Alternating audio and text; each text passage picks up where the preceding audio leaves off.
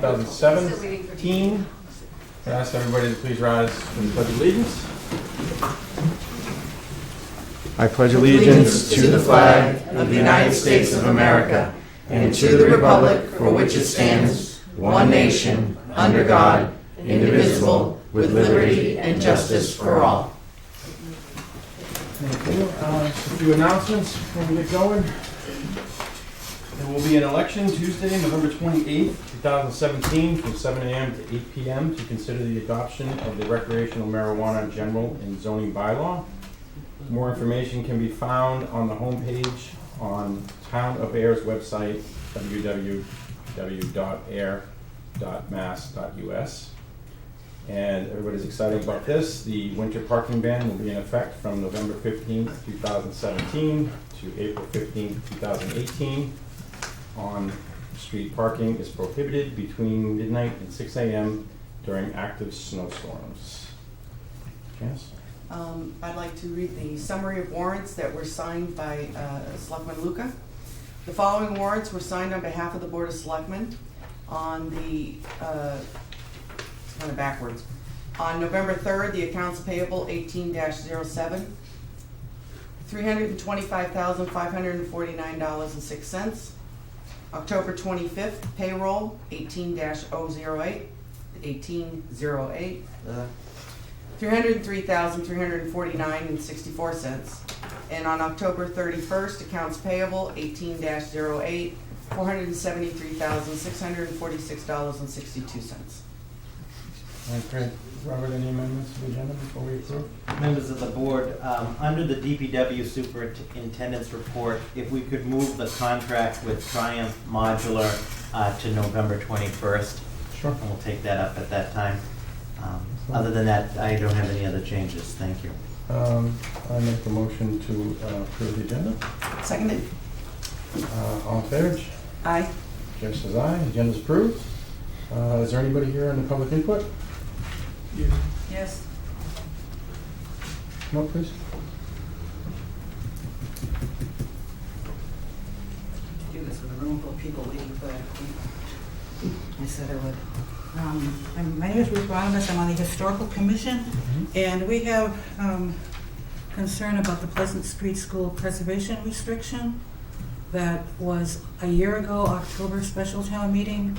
There was a warrant article to change the wording that was voted on. We haven't heard anything back from Copeland and Page in a year as far as when we can get it back to sign off on it.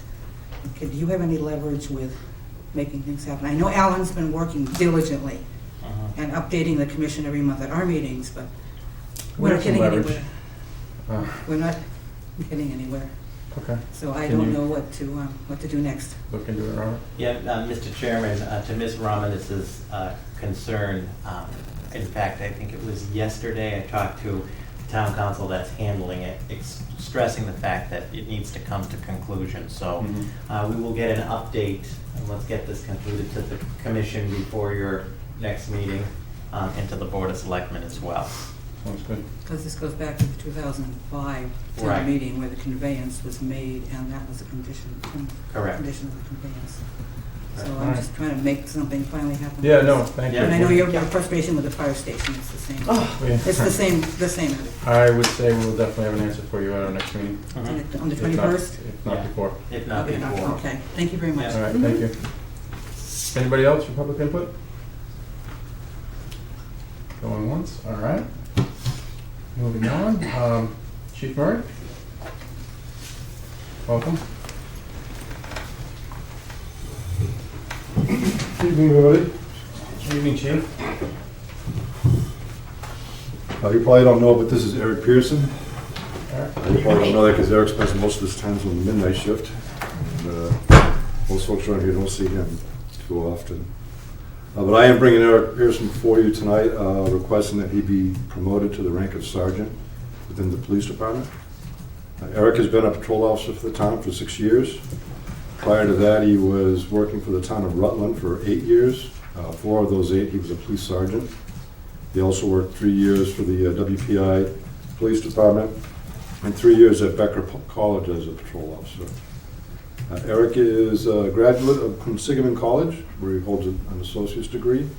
He holds instructor level certifications in rape aggression defense, Smith & Wesson firearms, field training officer, defensive tactics, and physical fitness.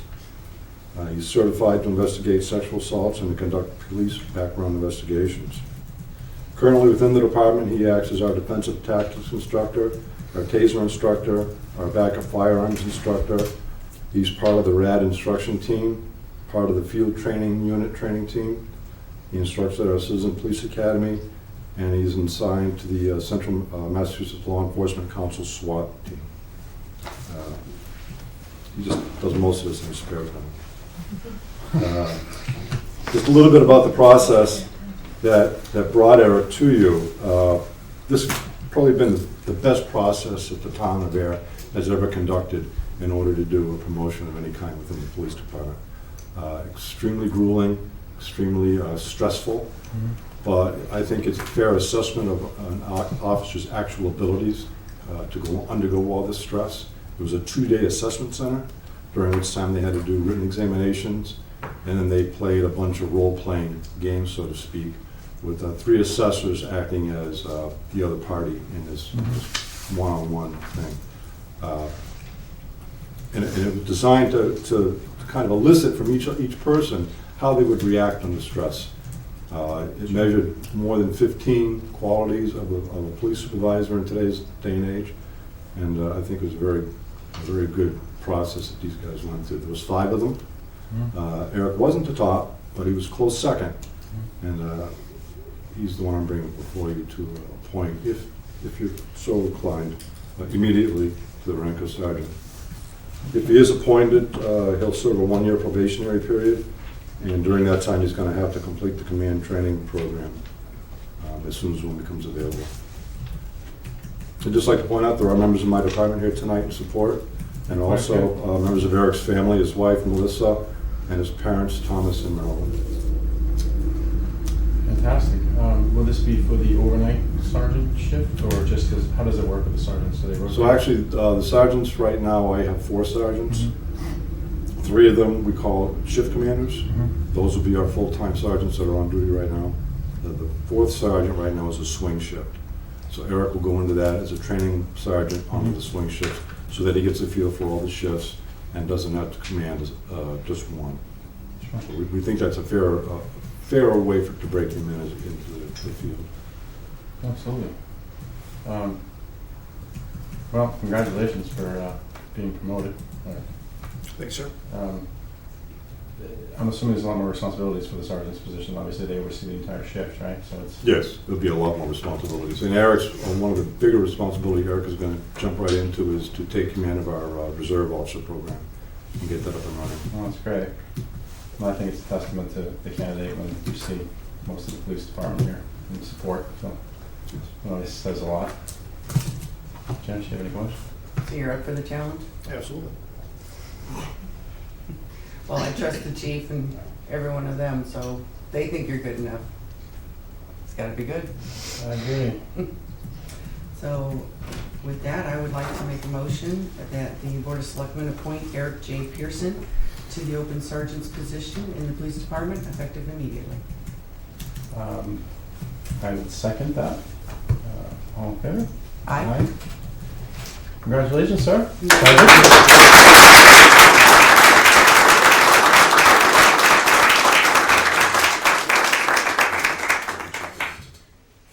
Happy to have you. Thank you very much. Look forward to getting to meet you on my day shift. You're right.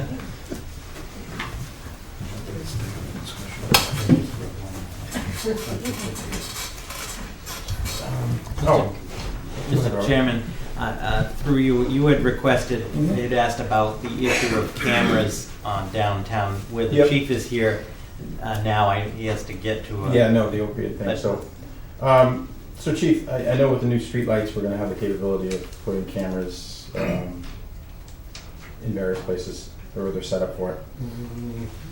Don't jump too fast on that. No, I'm just going by what, well, regardless That of been that. discussed at one point. Yeah, it was. My thought was, would it be to any benefit to put cameras anywhere downtown, various intersections? that could be monitored? To what end, I guess? Well, I mean, there was a robbery downtown, which happens in every downtown. If there was a camera there, it might have been solvable. If certain intersections that we have a lot of accidents at, that are more prone to it, maybe the park. I mean, it's just a thought. No, it's a great thought. We've actually had the same thought within the department. And we kind of didn't pursue it only because of the cost. Cameras are easy. Sure. They cost nothing. If we, as the police department, were to put up cameras, we would have to save all of that data 24 hours a day, 7 days a week for the entire year, for a number of years. Sure. So you can imagine the amount of space that takes. And that's where the big cost comes in. I mean, in that instance that you're speaking of, and I can't talk too much about the investigation, our cameras wouldn't have helped, only because of the angles. Sure. There was a camera available to us. Unfortunately, it had been shut off. And that would have been a perfect camera. So I understand what you're saying. I think it's a great idea. I think it is worthy of further investigation. Yeah, and to see if the town is willing to accept the cost that's going to be incurred. Okay. Yeah, I just wanted to get your opinion on it. Because No, I know think it's really worth looking at. Okay. But not to just dismiss it right away. And I can get together with Superintendent Wetzel and discuss that idea about the cameras and lights on and things like that. Yeah, I know. It's just something that was mentioned in the past, and I know Cindy's probably got some ideas too. But Okay. I just want to get your opinion before you went, so I appreciate it. You're welcome. All right. Thanks, Chief. Thank you. Thanks, guys.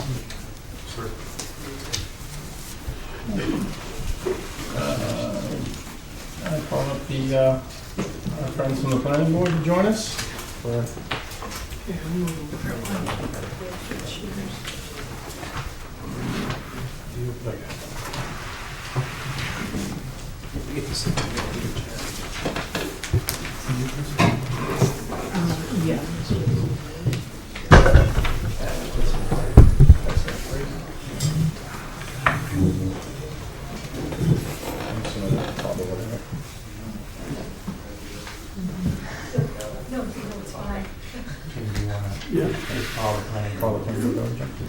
I now call the November 7th meeting of the Ayer Planning Board, and as part of the joint meeting of the Ayer Board of Selectmen and the Planning Board. Great. Robert, do you want to? Mr. Chairman, members of the Planning Board, Board of Selectmen, for the public's benefit, a vacancy was created on the Planning Board with a resignation. And under Massachusetts general law, when a vacancy occurs prior to the annual election, which is in April, the Board of Selectmen and the Planning Board in a joint meeting, which is the purpose of tonight, can fill said vacancy. So we did, in accordance with the statute, advertise the opportunity for a minimum of 2 weeks and asked interested candidates to submit their letter of intent to the town. We had initially 5 candidates. One of the candidates this afternoon withdrew from consideration. And so the purpose of tonight, as we've done in the past by joint appointment, is to ask each of the candidates to come before the joint meeting, give them an opportunity to address the joint meeting as to why they would like to serve on the planning board. It's up to the joint body to deliberate, and then through a simple majority vote of all present, so through the five of you, a simple majority vote would select that candidate. The candidate selected would then need to be sworn in by the town clerk and would serve the balance of the term until the April 2018 election. And in April of 2018, there will be 2 planning board seats at least open for re-election. Okay. This one that would be filled in the interim in one of the other seats. So with that, we've done in the past, gentlemen, ladies, we've asked the candidates to come up in alphabetical order by last name. Okay. So that being the case, the first applicant would be Mr. Ken Diskin of Ayer. And for the record, You must be at least 18 years of age, obviously, and an Ayer resident. You good, Ken? Qualify, so. You got That's covered? not a reflection of Mr. Diskin, I just, the general criteria. I just made it. I don't want the decision to be discriminatory because of age. That was not intended, Mr. Chairman. There's no maximum, just a minimum. Well, good evening. Thank you very much for having me here. And my name is Ken Diskin. I live at 180 Washington Street by the hospital. And I've been a resident of Ayer for about 17 years, somewhere in that vicinity. One of the reasons that I'm interested in the planning board is because I had an opportunity this year to be a butter to a project in Ayer, which gave me an opportunity to research quite a few of the particulars of Green Communities Act, Conservation Acts, planning board requirements, site plan review, and so on, and many other facets of the local rules and regulations, because I've been interested in buttering a project that's about to go forward. My professional career, I spent the last 25 years as a director of operations and facilities for a commercial real estate company. I have a lot of familiarity with construction. I've built roads and done a lot of tenant build-out work and built residential projects and whatnot as a project manager and director of facilities. So with that background, I thought there would be a good connection to the town, and I've retired recently, so I have the time and the opportunity, and I believe the background to add to the knowledge base that's currently available on the planning board. I've had an opportunity to go to the meetings. I appreciate the work that's put in by all the committees in town, and I'm grateful as a taxpayer to see the town actually progressing the way it has been. I was a supporter at town meeting of the hiring of the professional planner, the addition of Mr. Schultz as a full-time, building inspector, and the full-time conservation position. So I'm really kind of pleased that the town is moving in the direction that it needs to go to face the future growth that's going to come to Ayer, and we all love the community, so we'd like to, see that growth be, done in the proper fashion. So basically, I believe that I have the background and the wherewithal and the time to add to the committee. I'm willing to work and meet with the chairman off hours. I have the liberty of not having to just go to the monthly meetings, but I could meet in between meetings. I have a good background in reading drawings. I'm familiar with building roads and other kinds of construction, so I easily can interpret plans and know what they're supposed to do. And one thing I guess I'll say more than anything that I've learned this year about in attending all these meetings is how much I do have to learn. I'm fascinated by the scope of the work that's done by these committees, and I'm grateful as a taxpayer for the cooperation and all the people that work as volunteers. So I have had no issues with anyone I've made contact with, either in town hall or on a committee. It's been great, so I feel I'm ready to join in and be part of the planning board, which I think is a good place to start in the town and have a voice and a vote on the growth of the town. Great. Anybody have any questions? Well, I know Ken personally, as again, his years in Ayer and his ongoing participation in the process of the issues before us at the planning board. He's attended many a meeting with his interest in the upcoming efforts of the solar bylaw effort, the zoning bylaw update effort, notwithstanding the current site issue that has been recently voted. So again, I dare say the planning board got to know his face rather well. I met with him on many occasions discussing points of view and the fine points of how we're doing this, and it didn't scare him off. So I'm pleased to see Mr. Diskin apply. I in fact actually tried to recruit him a year ago, so it's very pleasing to me to see you come before the board. And I think you're right. The way the town has moved forward now with the professional planner and the professional building, or the full-time building commissioner and full-time conservation agent, we are definitely moving in the right direction. And I'm pleased to see you. So I don't know that I have any question, but just that comment. Thanks. All right. Anybody else? Not at this time. All right, great. Thank you, sir. Can I just make a comment? Sure. So we've, both me and the town engineer have dealt with Mr. Piskin on a couple of the things, and I found him very professional, very reasonable. He's not a guy that just stops in, and he always calls ahead, makes an appointment, and he's, in my opinion, be an excellent person for this position. Great, thanks, Mark. All right, thank you, Mr. Bisson. Mr. Chairman, the next candidate alphabetically is Mr. Jonathan Kranz. Thank you, Robert. Hi, Jonathan. Hello, Selectmen, Planning Board, Welcome. everyone else's names I don't know. Thank you. My name is Jonathan Krantz, and my family and I recently bought the old funeral home on Washington Street, 46 Washington. So that's just in December, so I'm new to the town.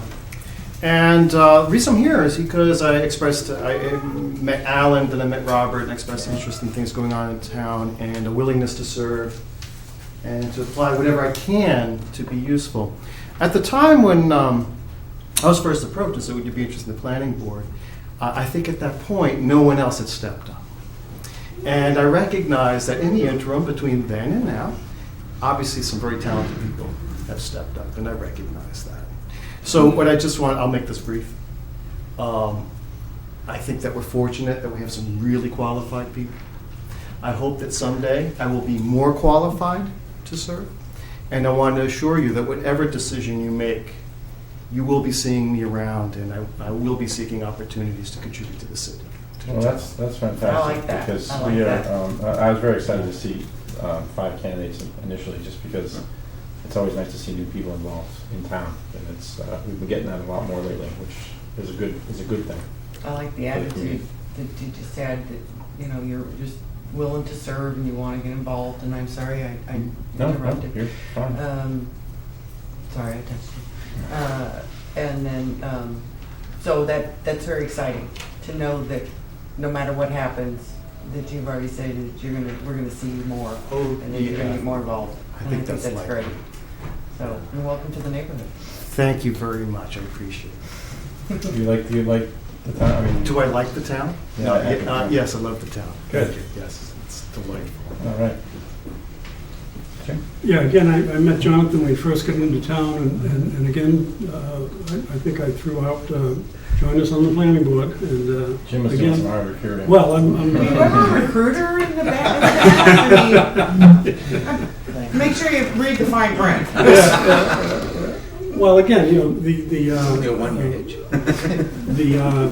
the history of the planning board has been arduous at times, so again, we're constantly looking for folks to maintain the 5-person quorum. And because many of us work, not me, but many of the folks who do this sort of thing work, and it's sometimes difficult to maintain a schedule.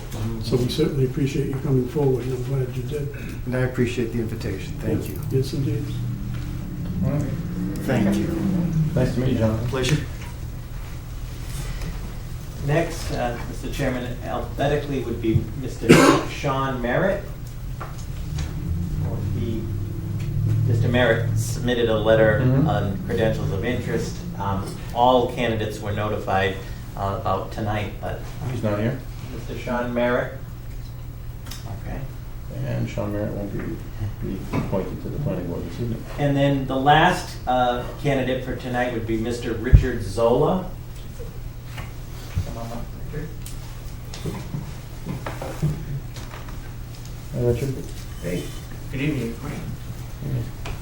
I put my letter of intent in. First of all, Rich Zola from 5 Patricia Drive. I've been a resident there for 18 years. Me and my wife, I knew my wife since we were in high school, but we didn't get married till later, and we've lived our married lives here.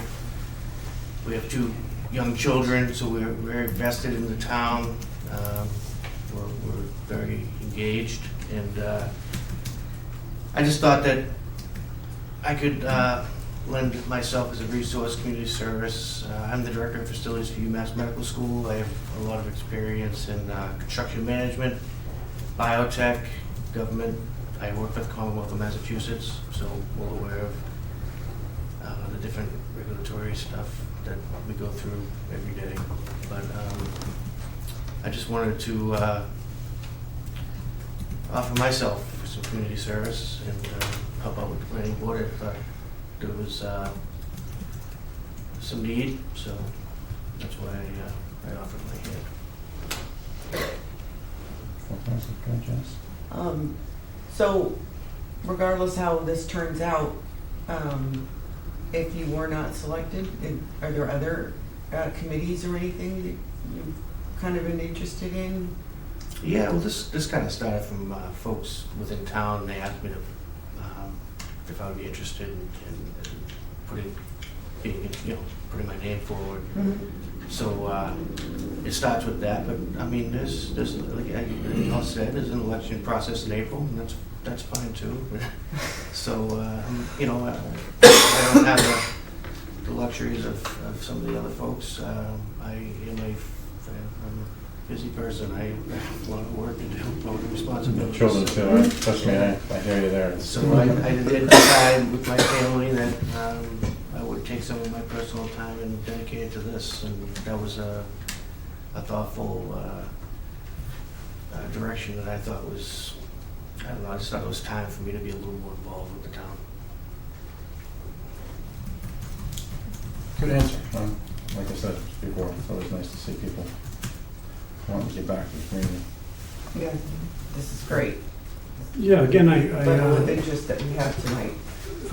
You've got certainly the qualifications that we're looking at in terms of facility management and the construction background for sure.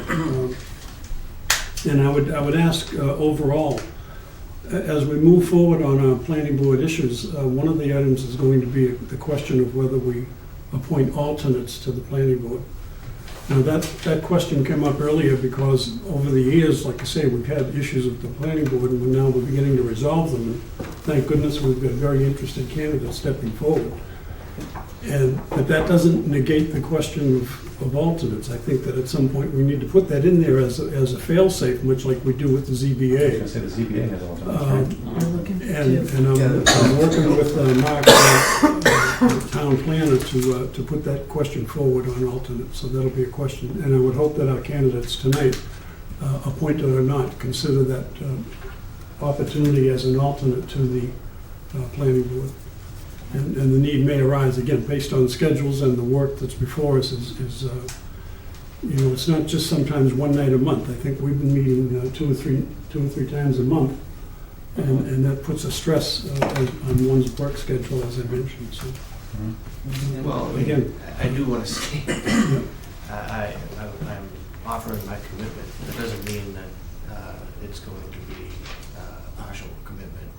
So no, but I know I have a lot of responsibilities. Yeah, as an alternate, it's when one cannot unfortunately make a meeting, and then they call ahead, and then we call in the alternate. But we need that regulatory requirement in a planning board structure first. And there are 2 openings on the Yeah, I was just gonna throw that out. Yeah, we just realized that there's 2 alternates available for And I know ZBA. townwide, for example, we went through that issue with the finance committee. Correct. So, again, thank you very much for Thank stepping you. up. Thank you. Do we need selectmen alternates? No. In rare cases, the town clerk. Been a little Oh, late. she just gave a look. Just a thought. Please don't give her a gavel. All right. Mr. Zola was the last Yes. candidate. Any discussion?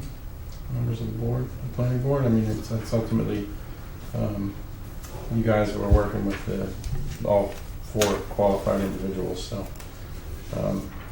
Yeah, if I might begin, Mr. Chair. We've had the opportunity, and I thank Holly and your administration for providing the data well ahead of time to go over the candidates to a degree, and appreciate certainly them stepping forward. But For me, I have to say, based on experience and his presentation and knowledge with the planning board so far, I have one candidate in mind already, so I'm ready for the vote. Okay. I would say, if I may, again, same thing, Carly, thank you very much. The information was actually, and thank you for all the candidates, the information that you provided for us was actually quite helpful. Because we don't know who you are, you don't know who we are and stuff. And then I opened up my email the other day, and we had I know I've worked with one of the candidates across the table from him, had a chance to discussions with him in public, and I think he actually would have a great deal. So I actually have a candidate in mind also. So I can make. Do you want to make a motion or? Well, still comment period. I'm ready to make the motion. Agree with my board members, and also would like to stress, I was just amazed that we got four strong candidates, and I don't know if we will in the future. I kind of hate to lose them. And again, having seen one of the candidates for several months now at all the board meetings, I can really see the advantage of having associates who are already learning it, so when the next opening comes up, or an election or something, are up to speed on what the issues are that we're working on, and that, because that is just, I can see what an advantage that is. Okay. You ready for a motion, Mr. Chair? Yes, sir. You have anything to add, right? I mean, we're going to vote separately. It's just two separate boards? Or? No, it's a joint. I just want to add that regardless of how this turns out, that again, we have 2 openings for alternates on the ZBA, so show up there. And the ZBA is busy. I mean, they're very busy. Yeah, so you have a lot of... So whenever you guys are ready. Okay. Mr. Chair, I move that the board appoint Mr. Ken Diskin as the planning board member for the vacancy currently before us. Second that. Second that. All right. Speechless. That doesn't happen. Surprising. All in favor of the appointment to Mr. Ken Diskin to the vacant position on the planning board? Aye. Aye. I would say that was unanimous, so motion passes. Welcome aboard, Mr. Diskin.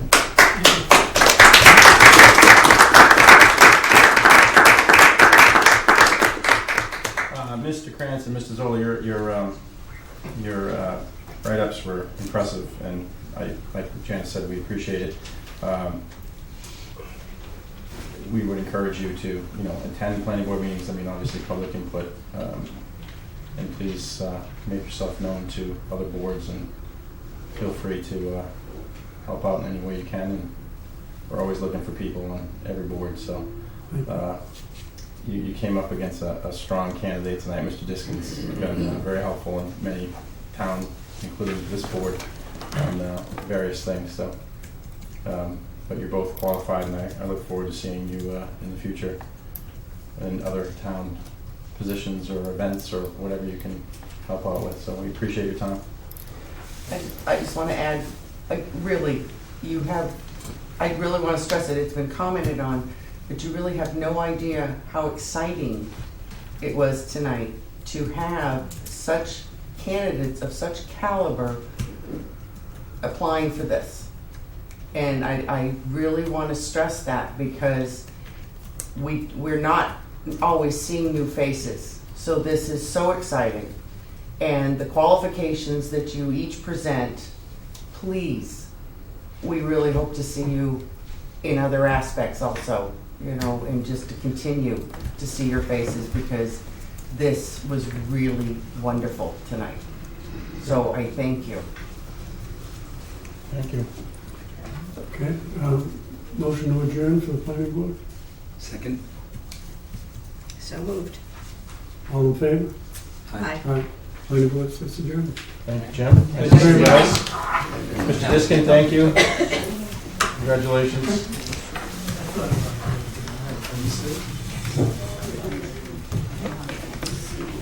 Good night, guys, thank you. Night.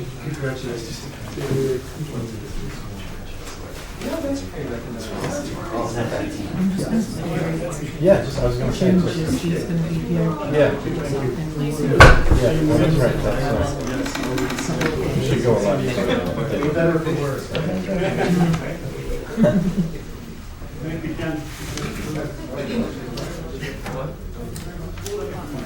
I hate that when you get You wanna drive this? pre-qualified. Oh my God. Yeah, but I know, I I'm saw it, doing and I was like, PFOS first.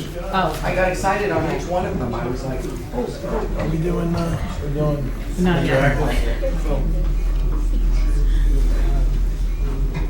We gotta get it. oh, I just want to say the new fence is beautiful. It's just amazing. The light that's coming through now is like, oh. You know, I was over at St. Andrews yesterday looking at some AC stuff, and it's from that side of the street too, over there, it's Yeah, much different, yeah. like what a facelift, it's just beautiful. Thank you. Before I get started, I just wanted to mention a big shout out to the Air Recycling Committee. They 2 weekends ago had the Recycle Your Reusable Days. It was something on It the was website insane about that. But it's how busy it was. every year this is their 9th that they've done, and every year it gets bigger and better. And they put a huge amount of work in. As they mentioned, they had a 25% increase over last year. They collected 15 tons of material. Lori Sable is the chair of the recycling committee, and she puts in a huge amount of effort. She does. She's in our office every day getting stuff, going over things before this. Other committee members are Janice Goodrow, Dan DeMille, Anna Fadden, Shauna Graham, Don McCall, Melissa McDonald, and Pam Torres. So the committee works really hard, and they do a great job. And this is a big event, but they also do the spring cleanup. So and other things in town. They help us with the composting. They sell the compost containers, and so we talked about the committees in town, and they all do a great job. And this one really a real thank you to them for taking care of this. And thank you to your guys. I know Andrew was hauling mattresses or something out of there on Monday. I just happened to see him, so thanks to those guys for grabbing all those, because there was a lot of them. I don't know if anybody was there, but it was a line around the middle school, around the circle, back around into the parking lot. I mean, it was jammed all day. So it was a great event.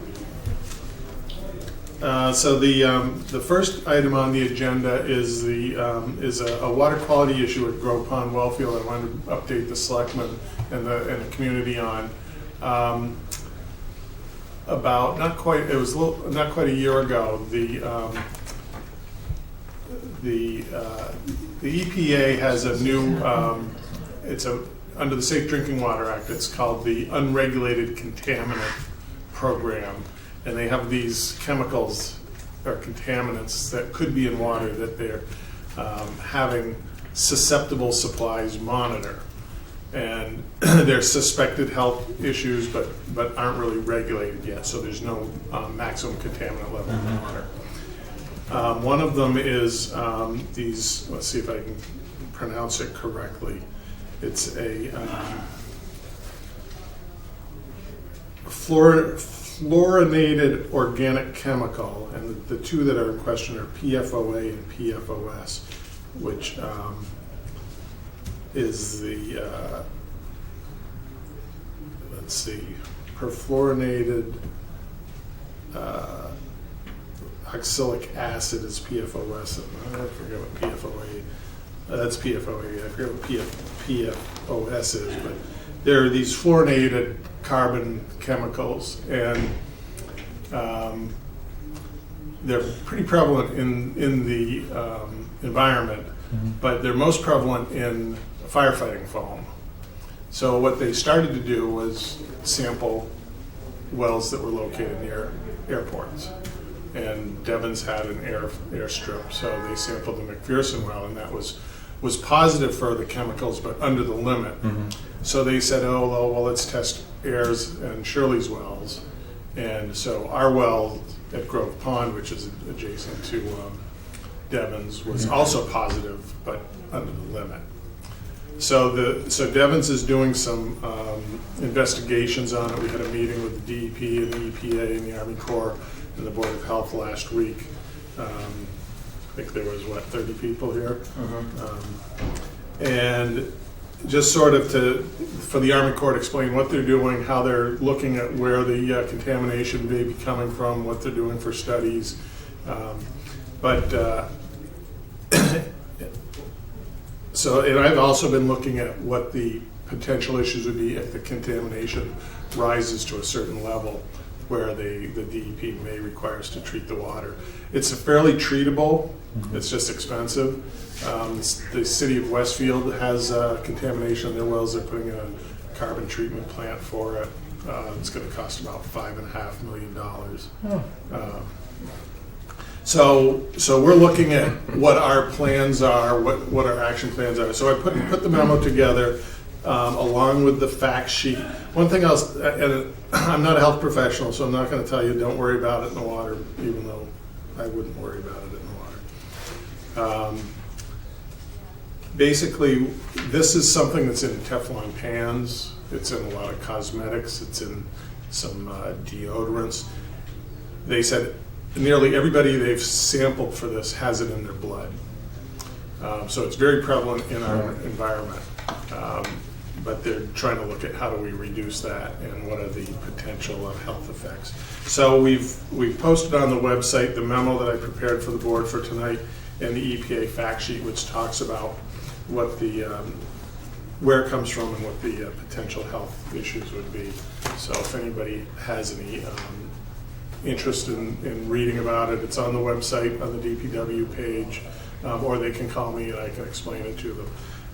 So what our action plan is, so right now we're doing quarterly sampling we have 3 wells at Grove Pond. One well is higher than the other 2, so we've set it up so all 3 wells run at once, so they're blended to be the lowest maximum, which is still under the limit. And one thing with the limit is 70 parts per trillion. And you know what a part per trillion is? A lot. I put that in my memo here. Minimum, I guess. I think it was 1 square inch and 250 square miles is a part per trillion. So they're measuring it down as microscopically as they can. So what we're doing now is we're doing quarterly sampling. We report that to the state. We're going to start doing sampling in the distribution system to make sure that that it is getting blended and it's not at any levels. And I think we'll see it even decreased even more because we mix the water with our spec pond wells, and so those wells are clean. And so it should be pretty diluted down at low detectable limits. We're just about to start a study to look at what the treatment alternatives would be. One of the alternatives, if you remember, in town meeting, we voted money to make an interconnection with Devon's for an emergency basis. And so one of the things I'm looking at is if we had to shut our wells up because of contamination, could we buy water long-term from Devon's? Now, one of their issues is they have a well that they may also have to shut down. So that may not be a very good option, but it's a spec doesn't have the capacity, the long-term capacity to feed. The spec won't feed. No, this, we pretty much split the well fields 50-50, but the one well that has the higher contaminant is about 22% of our water, so it's a pretty major producer. The Army, and I'm going to fast track that interconnection for an emergency anyway and get that done as soon as we can. The Army Corps is again doing some additional sampling and seeing if they can locate where the source is. We're quite a ways away from the air base, but apparently they had a training area up off of Barnum Road that had some foam. Wasn't there? What was the plow shop? Remember there was a whole. That's the landfill. That's more metals like chromium and arsenic. And we'll just keep the public informed if things change. But that is something that's high on our list to Is make this, sure. was this always tested, or is this just something that's been? No, tested like I said, recently? it just started about a year ago, a little over a year ago, they started testing. Mhm. I know the town engineer down in Barnstable, and they had to shut off one of their wells because their well's next to the airport down there. So there's 4 locations in Massachusetts that have been contaminated. One is Barnstable, Westfield, Hudson, which is next to the firefighter academy, and then Ayer and Devon's. Do we have any recourse with the Army if this becomes a bigger issue, obviously? Yes. Okay.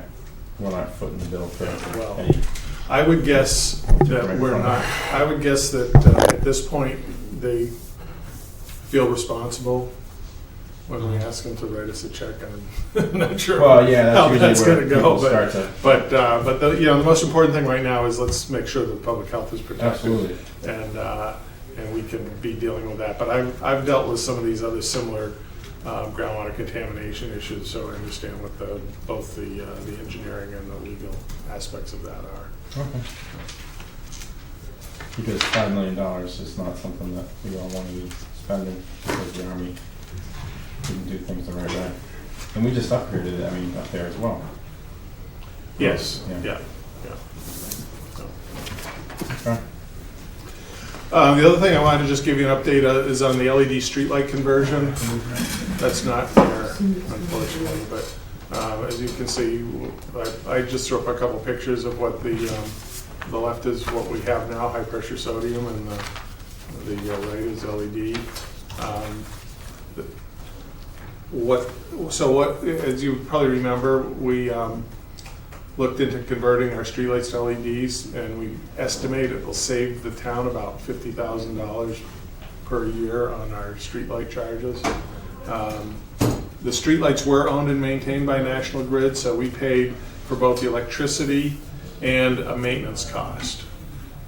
We bought them from bought the streetlights from National Grid for $1 this spring, and we obtained grants from Green Community and Department of Energy to pay for conversions to LED streetlights. Excellent. So we purchased the lights in March 2017. So now, if anybody does notice a street light out, they should call the DPW. There's a lot of them, but I just figured. Well, we get calls. We have a maintenance contractor on board. Oh. And he goes out and. I figured we're just waiting So for the if people conversion. call them, if people call us, we put it on the list and they get out there within a I just week or figured you were two. waiting for the LED conversion, No. so I didn't. No. We delayed getting started to get the DOER grant for $41,000. Then we started, did an audit of all the streetlights. Under the DOER grant, that's being run by Metropolitan Area Planning Commission out of Boston. Even though we're not a member of MAPC, I've developed a relationship with the guy in charge of their energy, so we joined in with them on this program. So they put together the bid for the fixtures and the installation. We have those bids, and hopefully at the next meeting we'll sign the POs and the contracts to get the lights and the installations. Because we came in under budget, we can purchase controls, and so that's out for bid right now. And I can explain a little bit about that. Okay. So this was part of the audit. What the engineers did was they went out and they physically inspected every light and what the wattage, what the type of the light was, and then they developed an AutoCAD map of the lights, and this zooms in. So now we have maps of all the existing lights, and as we upgrade those, this will go into the town GIS system. And this is the light fixture that we selected. It was the low bidder. We didn't necessarily have to pick the low bidder, but I did a lot of research and determined that this was a really good light and would really fit our needs. So the funding, so the available funding we have the DOER grant, which is just over 41,000. We have 174,500 from our Green Community Grant. We'll get a National Grid rebate for the lights of 25,000, and then I attended a National Grid Energy Summit, and at the end of it, they gave me a 10% off coupon, so we could apply that. We all should have attended. We could have sat here, look, I know what. It was really funny because I was posting it. I think I have a coupon. I went through my file. And sure enough. That's just funny. And then our costs, so the audit and the design was $15,600.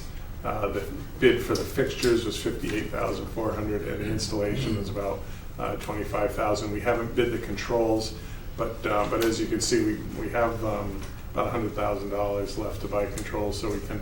What I originally was thinking, we would just do about half of the system, really just kind of the neighborhoods off of East Main Street and off of. And what do you mean by Washington controls? Street. So we'll talk about that. So typically, what the base bid is, and streetlights right now, they just have photocells. They just turn on when it gets dark and they turn off when it gets light.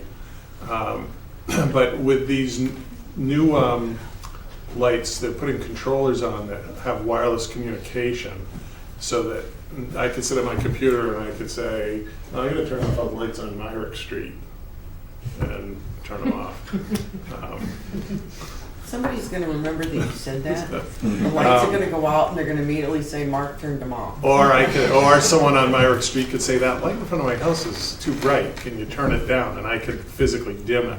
Well, that's good, especially with the LED. Or I could say, well, after 10 o'clock at night, let's dim the lights to half brightness.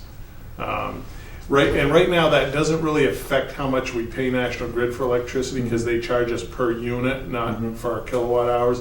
But the controllers will also keep track of how much electricity used. So as they change their tariff, so you're paying basically on the electricity you use, then that would also save us some money. The other thing is that it'll alert us when there's a light burned out. So there's a lot of advantages. The main advantage that I see is there's a lot of potential for what they call smart city concepts, and you talked about the cameras, and that is an option. You can have Wi-Fi hotspots, you could have alarms, you could put speakers in them if you want to play music in a certain part of town, but the technology on that stuff is just kind of emerging. So for instance, with cameras use a lot of bandwidth. And if you go to the next slide, so what we would use is the configuration on the right, which is called a mesh network, and basically the signals are wireless from light to light, so it's not sending a powerful signal a long way. It's going from this street light to that street light, and eventually to what we call a gateway. So if we wanted to put some sort of a camera on, we'd probably need to either go with a cellular network, or have gateways where the cameras are. And the gateways are a little more expensive to install and they have to have an Ethernet connection. So it gets a little tricky to put those in. Same way with the Wi-Fi hotspots. At this point right now, you have to have some sort of a gateway to do that. But the technology is built into the system. One of the things in the RFP that we're asking the vendors to address is future-proofing their system, so that as technology increases, we want to make sure that their system's not obsolete. So where are we? At your next meeting, hopefully I'll bring the contracts to sign to order the fixtures and get the installation contractor on board. And the installation contractor is actually the contractor who is doing our maintenance right now. Very good reputation. I checked a lot of their references, and they've done a lot of these. And they'll go and they'll bang out our lights in 2 to 3 weeks. We do have to wait till we get the bids for the wireless controls, because they'll put those in at the same time that they put the lights in. So we're guesstimating we'll probably begin installation in January, and they'll do the control programming as they're setting up the installation. So we're moving along. Downtown, because it drives me insane now that I drive through and some are yellow and some are white. So we're not doing the lights downtown at this Some point. of them are new, Because right? they're, most of them, Yeah. we already got a green community grant to upgrade to LEDs. One of the things that I'm gonna look at is replacing some of the globes, because Yeah. those are pretty. Is that what it is? 'Cause we That's went not LED all of it. when I first went on the board, and then we added in light posts, and of course LED made such a huge jump in Yeah. technology in a year or two that some are. But I think some of it is that the globes are a little cloudy. There's also, one of the things that I know more about streetlights than I ever cared to. And, you know, my wife says, why are you always looking up when we're driving around? Believe me, I can drive down the street and know what kind of streetlights they are. There's also the color temperature. So the first LED lights that came out were really, really white. The bright white. And so they've been warming that up. Gas So, station bathroom light. so ours are going to be fairly what we call warm colors, warmer, not like a high pressure sodium that has that yellowish, but Yep. but more like a moonlight color. These ones here are fairly yellow, which I'm kind of surprised at. The initial ones, the new ones. Yeah, they're very, and it wasn't But I pronounced think until that, yeah. you went with a different globe or something, reflector or Yeah, something. I'm too. gonna look at changing some globes. You know, I try to, depending on my budget, upgrade those lights a couple a year. The fixtures themselves are pretty rotten. If you bump into it with your car, it's probably gonna fall over. Yeah, And when several people have proven that. Over the I know last year. Robert, when he walks down the street, he shakes them to make sure that they're still strong. Yep. But you know, they'll eventually all be replaced with new aluminum structures. How many did we do? We did quite a few. I think we've done, there's a total of 52, and I think we've replaced about, we did 12, 14, I think I've done 16 of them. And there was a lot that were just missing for a long time. Yeah. So, I mean, they still work. It's just obvious when you drive at night. It's like, something like yeah, and, you know, and I try to. I know, it was weird the other night, I saw it. I try to pick it where the pedestrians are mostly. So they get the dim light? No, so they get the new light, but Sure. and one of the things also is the lights that we have are not controller adaptable, so we wouldn't be able to put controllers on those. But we are looking at redoing all of Main Street streetscape in the next few years, so then that would have all new technology. And then the cameras, I mean, I didn't mention this to Robert. I don't know where the feed goes. I know we talked to the chief about crime, but I did love to see a camera out in the back parking lot here. I mean, I know people work here late, It's very dark out there. especially this time of year. It'd be nice to have something, I don't know if you put it on the pole or however it ties in, but Cindy, you might know more about that. Well, we have cameras at the DPW, all the DPW facilities. We have them at our office. I waved to them when I got to get salt. Yeah, and we write down your license plate. Yeah. And we have them at the water treatment plant at the transfer station, so. That's a good idea.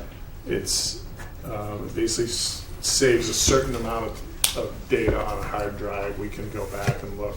It was interesting, one day I had a meeting and I was out for a run before the meeting, and I happened to be running down Bishop Road, and I saw someone in at our brush dump.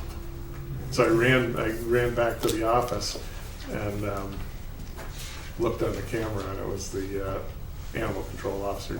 A dead animal down there. But I was like, who's that person there? Yeah. But it's nice to be able to look and see who's coming in. Absolutely, and I think Especially if we did have some plows stolen at the water plant 6 or 7 years ago, and so now we can protect against that. good. I think the park has one too, right? Cindy, does Peroni have one? No, I don't think that one's active anymore. Okay, but it would be nice We'll to end have, up yeah. getting that active again. That would be a nice one, yeah. Yeah, it's not super expensive.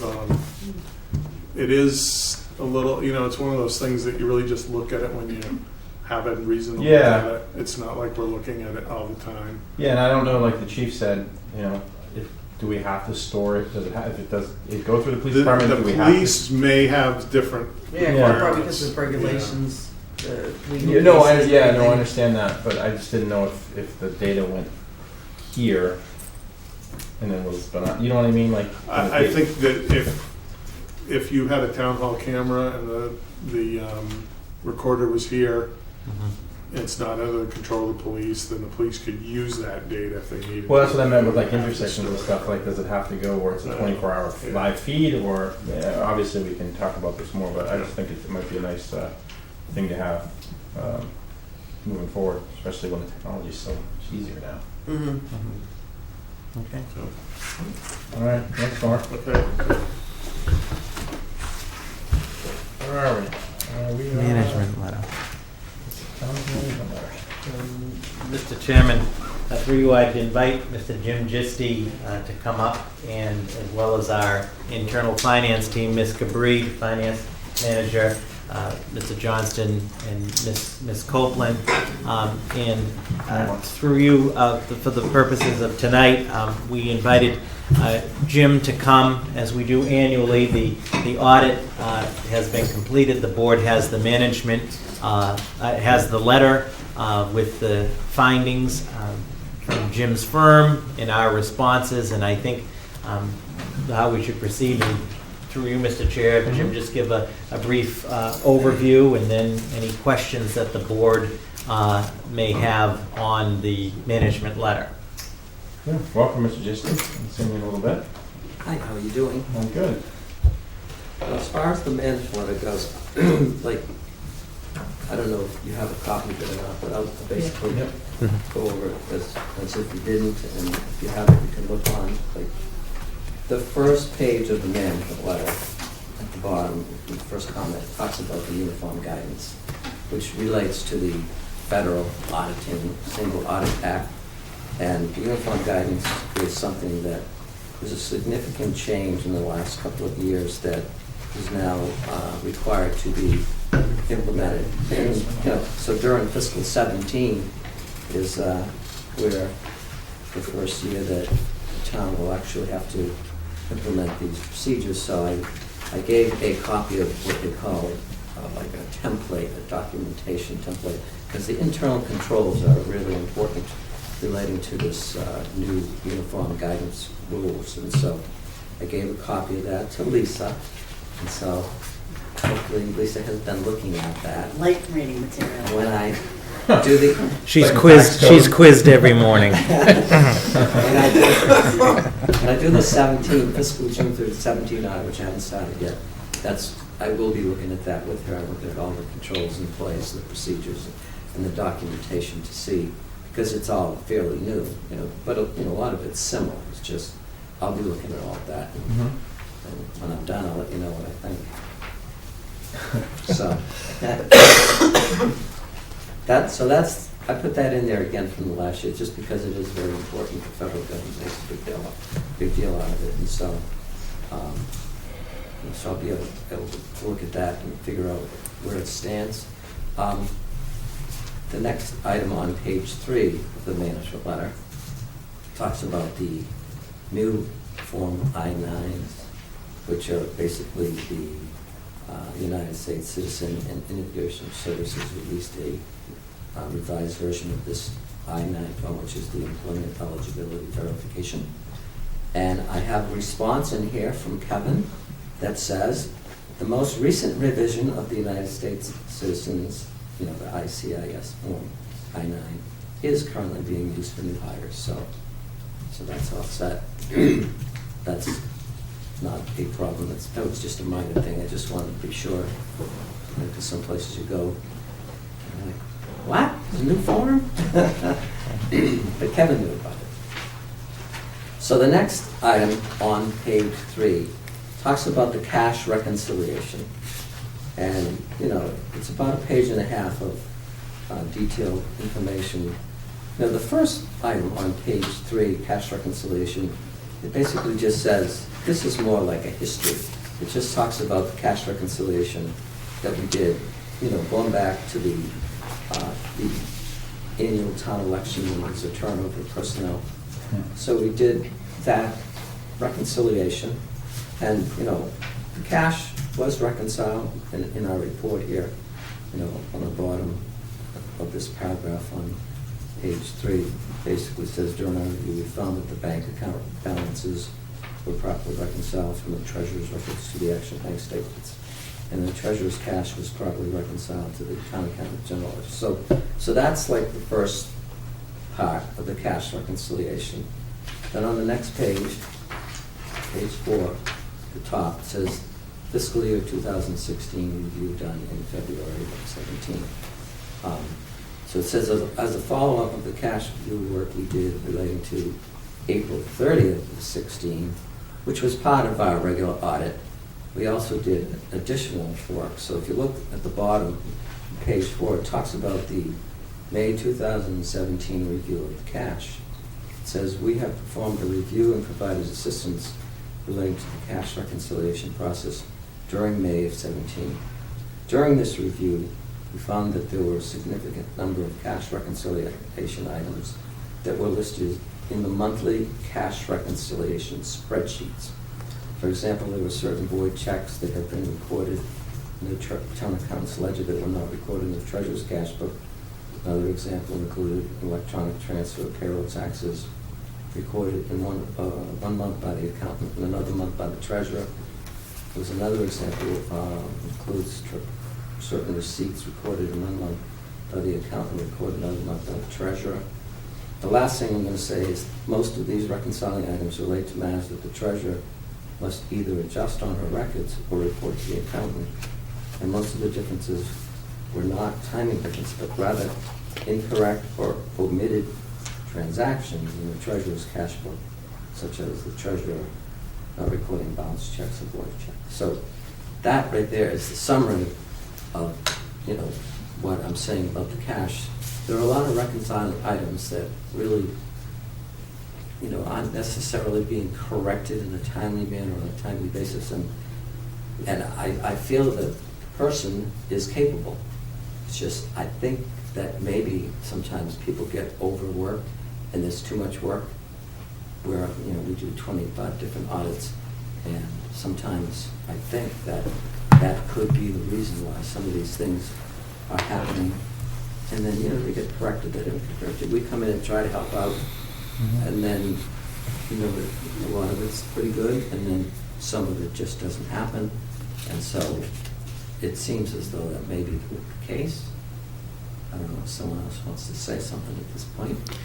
Mr. Chairman, if I may, as the board is aware, when this issue was first raised at the end of the summer, we met with Jim, this group here met with Jim to discuss this issue moving forward. And the board can see on page 5, if you will, my management response and plan to address these issues which we have implemented. Additionally, at that time, at the end of the summer, we had discussed at length, and I am most appreciative that the town meeting has implemented some of the governmental reorganizational changes, because as we discussed, our current structure, as opposed to the new structure, had the treasurer, tax collector, town clerk, all, if you will, in one position. So those structural changes, by having a separate full-time town clerk, a professional treasurer, tax collector position, and so forth, the structural changes are underway. But more importantly, and if the board is, through the board in questions and interested, I have made the cash book the sole responsibility of the assistant treasurer, which is Mr. Johnson right now as the benefits and payroll manager. And our internal group continues to meet regularly regarding this issue. The ultimate goal per Gabri and Mr. Gisti, which I agree with, is that that the cash book is getting closed out, that the current month will be closed out by the end of the following month. We are still not there yet, but are rapidly moving in that direction, and others can speak to that as well. But there is a plan in place. The next benchmark is in that description is on January 1st, around the first year to look at that again. But we do take it very serious. There is a proactive plan to get the cash book reconciled and set on a plan that it's on a monthly basis. Do we all feel it's working better? New process? I think it's been a slow learning curve, but it looks as though it's getting better. Okay. Do you feel that it's getting Yeah. better? I do. I feel like we're making some progress, particularly in communication and things, specific things that Mr. Gisti mentioned about making sure everything gets recorded on a timely basis is happening. Good. There's more communication between us to make sure that it is in fact correct, good format going forward. So Yeah. we're moving forward, just as Robert indicated. Yeah, a little frustrated with the timing, but it'll get better. I know it will get better. Okay. So it was more just communication and who's and what and It is. good. When Lisa and I talked about this last week, I said, so what's the current status of June 30th? And I think there are still a number of reconciling items for June and July that have to be cleaned up. And because like I was saying, sometimes people get so busy, you got to get all your daily stuff done, so this stuff sort of builds up. And Lisa and I talked about it would be a good idea, like we did about a year ago, to come in. This woman, Pam, who works for me, she's brilliant. She can take stuff that might take someone, when they're getting interrupted, like a week or two or longer, and in 2 or 3 days she can just come up with a list of all these items and how to correct them all and how to make it.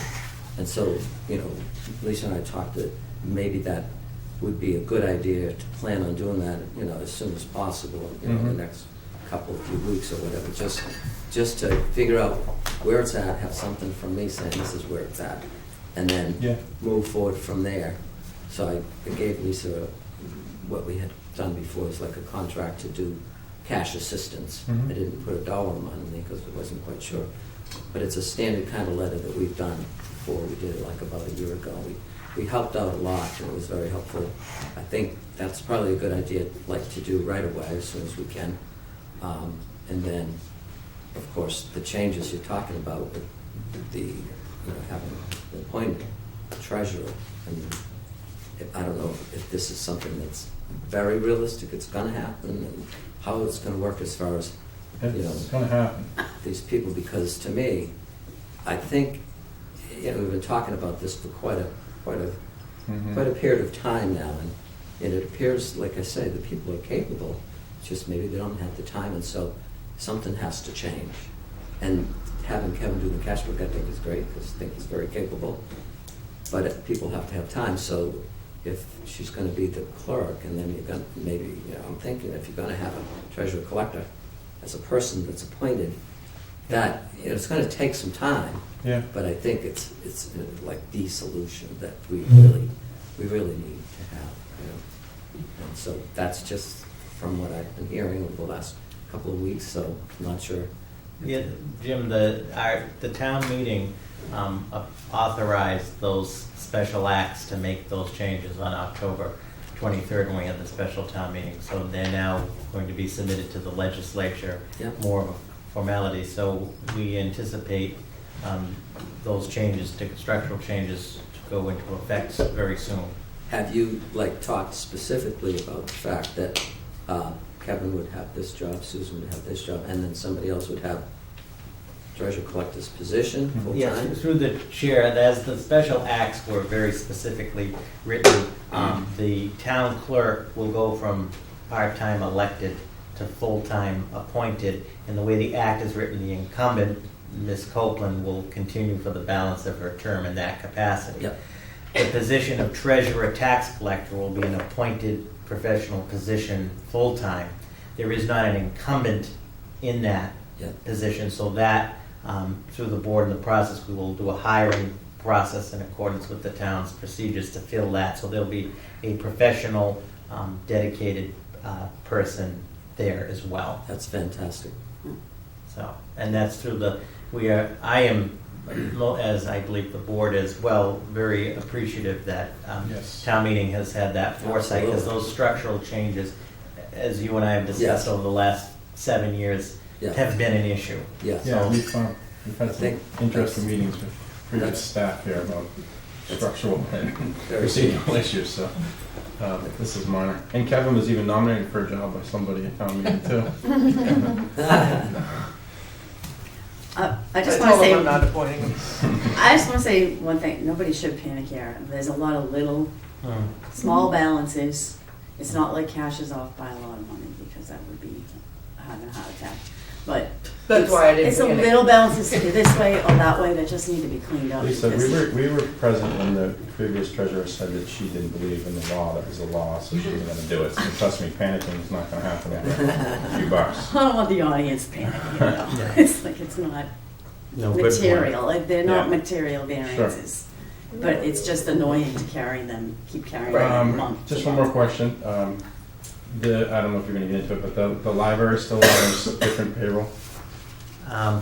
That's the exact same paragraph that's been in there. Mr. Chairman, I'll let Nothing's changed. Mr. Gisti give an overview, but correct me if I'm wrong, Jim, but this is the same finding that was in the letter, the last letter. Yeah. The letter before that. Yeah. Right. So the issue, in a nutshell, is we would like the library to come into compliance with the payroll procedures and best practices that the town uses. The library director respectfully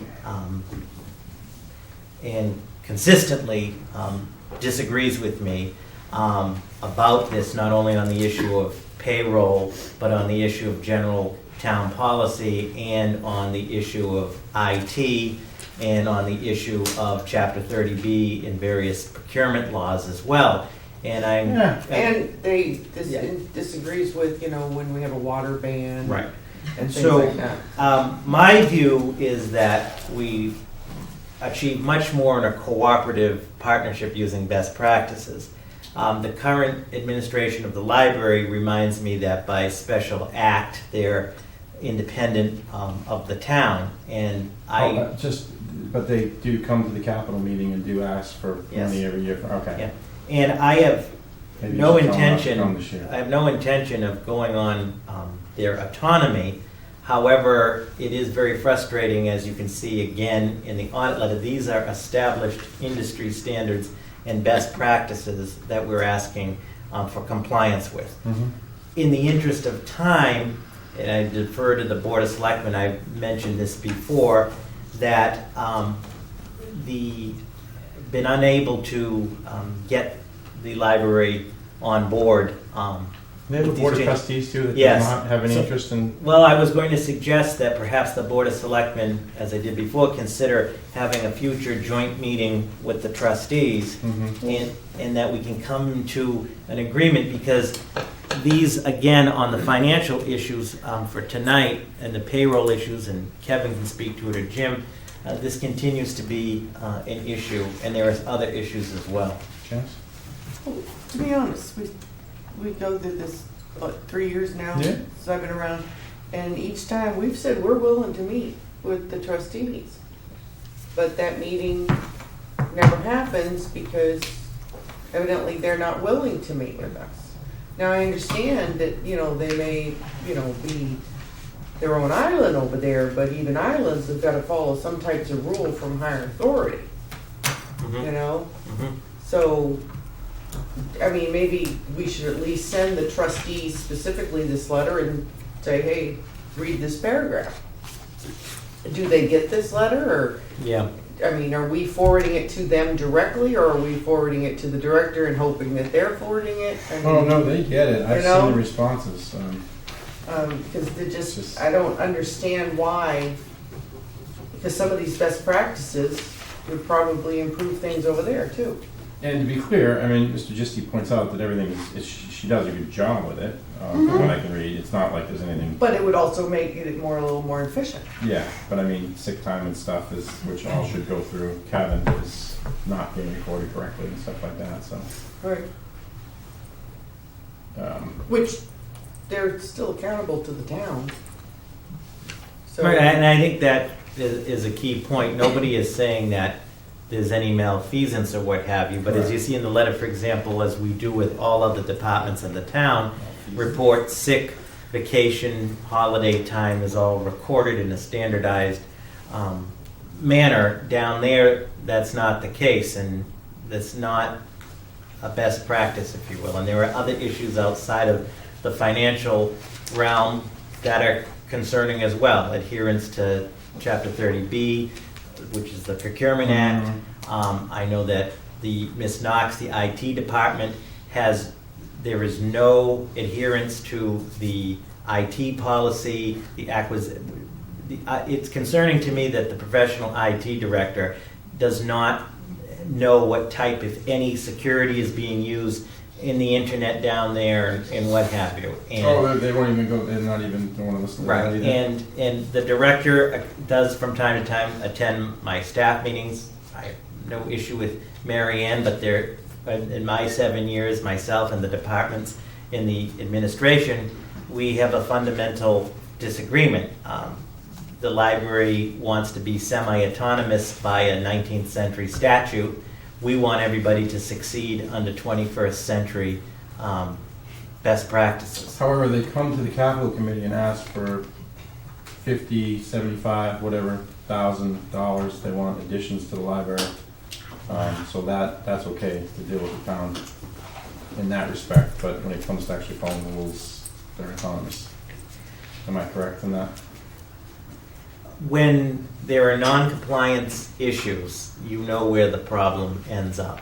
It ends up at the Board of Selectmen and my desk. So I think in the interest of time and the fact that the library isn't here, that we can try to approach, to Selectman Livingston's point, and get a joint meeting for a future date to discuss all of these things. I've discussed it with Kevin and Cindy, that and Lisa, that we discussed the financial concerns, which highlighted in this letter, and we discussed the IT concerns, et cetera, and try to get on the same page. I agree. All right. So there's just one last comment on page 7, which is the contract approval process. During our review, we became aware of a matter relating to the DBW contract approval process where a change order totaled $78,000, which is included in a vendor invoice dated December 21st, 2016 for the application period of September 10th of 2016. Was not presented to the Board of Selectmen for approval until approximately 6 months after the date of the change order. So we recommend that steps be taken to ensure that the approval of any DBW project change order be submitted in a timely manner. What was that? That was an I anomaly remember for that some one. I reason. think that one, for some reason, it was like it fell at the bottom of the Yeah, pile, and all of a sudden he found it and he rushed it to us or something. I mean, in defense of Mark, that's usually not a problem. Yeah. But there was an anomaly there, and I don't remember what it was that he explained, but I think we're good with that. Yeah, one of the other things, Jim, just so you're aware, in addition to the other structural changes, town meeting authorized some changes going from a town administrator to a town manager. And one of those things was the authorization of the town manager as the procurement officer to approve all of the Chapter 30B items, which would include change orders and so forth. I mean, so again, we can talk offline in more detail, but as I said to the Board of Selectmen, and I appreciate their support in town meeting, we've taken procurement to the 21st century with that change. That's good. Well, that brings me to my last item. It's like when I talked to Lisa on the phone last week, I said that, it really is a good idea to try to get in here and help with the cash as soon as possible, because we're into November already, and try to do what we can, so we have a contract to do that. But our regular audit contract is fiscal 17, which we're going to be doing soon, is ending, and we always try to get 3-year contracts. So I asked her if I could talk about extending, get 18 and 19 But one of the things I wanted to point out is like, over the last 7 years, my secretary did a spreadsheet that shows we basically have given the town $11,014 extra of time, our time, service, because, we're just trying to do a good job, trying to help out wherever we can. And, our main goal is not money. Our main goal is to provide service, because we've been doing this for 30 years now. We have 25 clients. So I just want to point that out, that I'll give you a copy of that sheet, along with the regular 2-year extension. And then that cash assistance letter, I'll give you that, so that you can consider that. These are basically the auditors call engagement letters of their contracts. And Jim, I haven't had time to do due diligence, but in the past, every time I have, they're very competitive with the fee they charge. It doesn't require that I go get other prices. The law doesn't require that, but I typically do, and they've always been very, very competitive with the other auditors. And I think that, at least for the next couple of years, because of the change in management that's going to take place, it might be very beneficial to have the same auditors in place. So I would recommend that you sign the contracts, both the contract for the fiscal year 18 and 19 audit, as well as the cash work, because that really needs to continue until we get, up to our goal. Do you need to read through that and present it, and we'll vote on it at the next meeting, or can we vote on it now? I mean, we've done these contracts with... I think in the interest of time, I don't think there's an issue. We can put it on the agenda for the 21st, and just so it doesn't appear where there shouldn't be an issue. I agree with Lisa. Sounds good to me. Continuity is good. Yeah, and I agree with Ms. Cabri 100%. All right. So I do think we have a plan with the changes that have taken place. The people here could, if they had 100 hours, I think everything would be fine. There's just so much. It's 100 hours per day, Yeah, we all feel that way. All right, well, thank you very much. Jim, Nice to thank see you you, as always. Jesse. All right. Lisa, Susan, Kevin, thank you. Thanks, guys. All right. So we have an update on our friends with Soya. I believe we're all in attendance. Yeah. Is there anything you want to add to? So, Mr. Chairman, through you, I would ask Mr. Ross Gatter, who's the CEO of Nasoya. They're all welcome to come up. Yeah, gentlemen, if you come up to the table.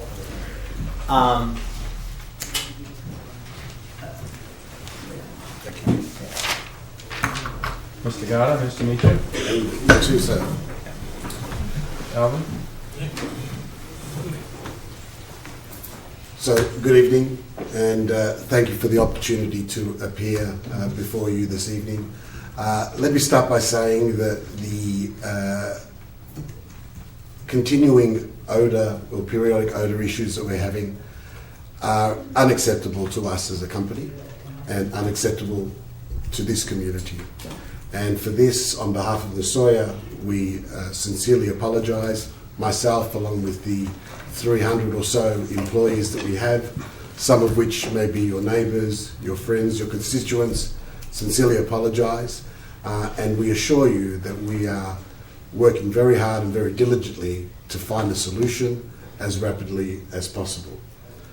For the Soya, this is not a question of money. It is a question of going through and dealing with all the technical issues surrounding this problem, and to find the right solution, a rapid solution, but also the permanent solution. And we are totally committed to that. I'd also like to take this opportunity to update you on a number of announcements that have recently been made. Firstly, Nasoya has signed a consent agreement with the DEP this week, and within that consent order, there is a financial penalty to Nasoya of in excess of $27,000, and also a requirement that Nasoya meet specific deadlines for the short-term improvements on our air scrubbers that we've committed to the town and to the DEP, or Nasoya will face additional penalties. Secondly, I'd also like to announce that last week we launched an independent 24/7 odour complaint monitoring and reporting service. We appointed a company named GeoInsight, and through GeoInsight, for every complaint that is received, they will personally attend to that location within 30 minutes of receiving the call. Once they arrive at that location, they will monitor the odour conditions and then also file a report. That report will go to the DEP, to the town, to the Neshoba Board of Health, to Nasoya, as well as to the person raising the complaint. And that will all be done within 24 hours of that complaint being received. Can I just ask a quick question about that? Sure. Because there was some issues with that first time. Does the call go directly to GeoSite, or does it go to Nasoya? And that's the next point that I wanted to raise. We launched this last week, and we have identified some opportunities to improve it, and the opportunities to improve is the direction of that call. When we launched this service, we wanted to make it as easy as possible for the community, so we wanted to keep the same hotline number. Unfortunately, on that occasion, the answering service of that hotline number failed us. They didn't communicate within their organisation. So the process was that the call would go to the answering service. The answering service would then contact GeoInsight, and GeoInsight would then spring into action. That fell over, and that's unacceptable for us. Quickly and badly. Yeah, but we are improving it. We will launch a new hotline number, continuing with this old contact number just in case the message doesn't get out to the community that we have a new hotline number. We're finalising that as we speak, and by the end of this week we'll be communicating to the community again on that new hotline number, but again continue to have that existing service just in case the communication doesn't go out. So we're improving that. Again, I sincerely apologise for the periodic odour issues. We are working hard. I assure you we're working hard, and I assure you that we will find a solution, and by the 23rd of November we'll be presenting our final proposal to the town and to the DEP, which we are highly confident that will provide a final solution to this odour issue. Okay. I guess a couple of questions I have right off the bat. When the media got involved, I guess it was 2 weeks ago, and I know you're not local, correct? You're not on site. We have 4 sites around the United States, so I travel to all those sites, but I'm based in California. Yeah, that's and I wasn't aware of that. I don't know if it worked up to the, I don't know, obviously you're CEO of the company, and the day-to-day operations sometimes probably don't get to your desk. When it did get to your desk, I mean, obviously getting contacted by the media, it was probably the best week and a half, besides last Friday, that's happened in a year. Does that sound about right? Besides last Friday. So I guess, obviously it got to you, so obviously you're the boss, and you must have, because I understand it affects, publicity like this is not good for business. So is it an employee issue? Is it something that you had to say, do this or do that? I guess that is my question, because, I mean, I appreciate it, but it seems to me that when you got involved more, it stopped. And it's been great except for last Friday, and then I would say, honestly, last Friday was probably minimal. Would you say, Dawn? It was early, and then it was gone by 9 a.m. Right. And we haven't experienced it since, so I guess, I know we talked about employee retraining and stuff like that in the past, so I'm just... Sure, it's a fair question or observation. Let me assure you that I've been involved in this issue from the very beginning, and having meetings with Mr. Pompian and the DEP. I've been very, very involved. The media attention has not changed our resolve, has not made our sense of urgency any higher. It's probably a distraction for us, but nevertheless, it's there. We haven't done anything differently. We have the same resolve, the same commitment, and the media attention did not increase that whatsoever. So that was coincidence. Actually, I can add a few more things. To remember that we installed new sensors. So until September, we were using the sensor that originally Vitasoy installed. But based on the internal review, we decided to put the new sensors. So the new sensors actually we found that there's some efficiency issue discovered. So now we are having the more actual readings of how the number is changing. So nowadays the one thing contributing to help us is that now we can find something changing. Then we fast reacting. So until we got the claim, so once we got the call, and then we wastewater guys work on some system to putting more chemicals working, but there's a time lag. But nowadays, we having the new sensor, we have the real-time monitoring, and then we found something goes wrong, we take the immediate action to take it. So we are fast acting to the potential issue going out. That's why we are seeing there's some improvement going on out there. So it's with the system upgrade, and we are seeing some improvement. And I guess the reason I bring it up, sorry, I had a question. So 3 weeks ago, Saturday, we had it horrible. I live on Wagon Road. We get it maybe 1 out of every 100 times it happens. And it came in a wave at about 6 o'clock. I was out playing with my boys, so just to verify, because I'm a little touchy about this, I went and got my daughter, who's 15. I said, "Does it smell?" And she said, "It smells awful." So I said, "Hop in the car." Mom wasn't home, so we all got in the car, drove over to the Soya, and was met by a gentleman, and I think I told this story to Alvin, who said, "Can I help you?" And I said, "Well, your plant stinks." And he proceeded to tell me, "Just deal with it. It's a food packaging plant. You people live here. It was here first."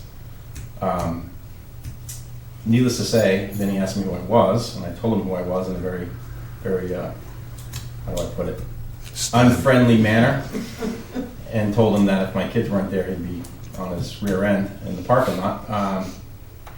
So I guess that was the attitude was a little disturbing to me from just an employee. Deal with it. It's a food plant. What do you expect? Oh, you're the chairman of the board of selectmen? Oh, no, we got to do this and this and this. Everything changed. So, and I know that doesn't come from you, but that was troublesome. That you guys aren't there all the time, and it always seems to be. I would say, and would you agree, Don? The evening, the night. I mean, is the most prevalent time for the smell. Yeah. When Alvin isn't there, and so I would say that that's something that needs to be looked into. That type of attitude. Janice. So you said you're from California? That's correct. So you don't get like the seasons that we get here in Massachusetts? No, but I did grow up in Melbourne, and Melbourne and Boston have a similar saying that if you don't like the weather, wait 5 minutes. So I'm right. So you understand, right now and tomorrow it's supposed to be pretty cold. So odds are people will be inside because it's cold. Friday, weather could be beautiful. They might even get a chance to open their window.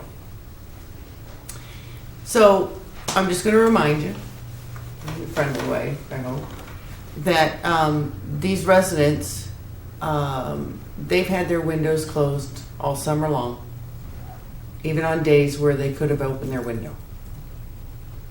Just because we're going into the winter months, where majority of the time the windows will remain closed, I don't want it to ever be forgotten that these people, if they want to open their window at 10 below, they can and should not have to smell anything. Okay? Because they've been held prisoner in their own homes because of this.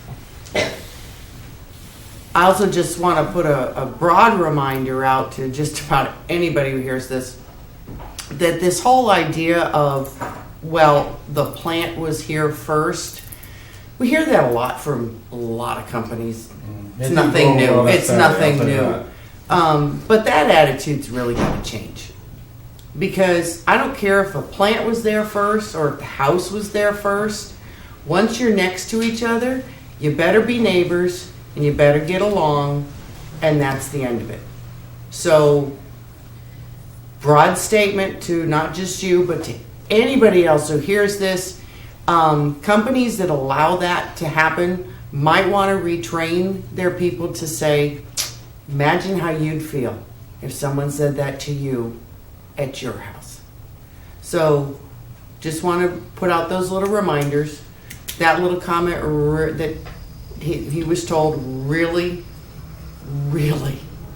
gets me annoyed. No, you should have seen me. I don't have to. I can picture it. I can imagine. But I want to make sure that it is stressed that just because the winter months are coming and we're going to have our windows closed just because of the cold weather, that this will be allowed. We identify that there's a problem. We accept that there's a problem. We highly sympathise and we find it unacceptable. So that is the bottom line. The feedback that you got, Chairman Hill, is unacceptable. That is definitely not the position of the company or the position of our employees. I did find out about that incident. We did make it very clear through internal communication that what the company position is, and the company position is that it's unacceptable and we need to work fast and diligently to find short-term improvements, which we're working on now, but that long-term solution which we will present on November 23rd. Again, that is not the position of the company.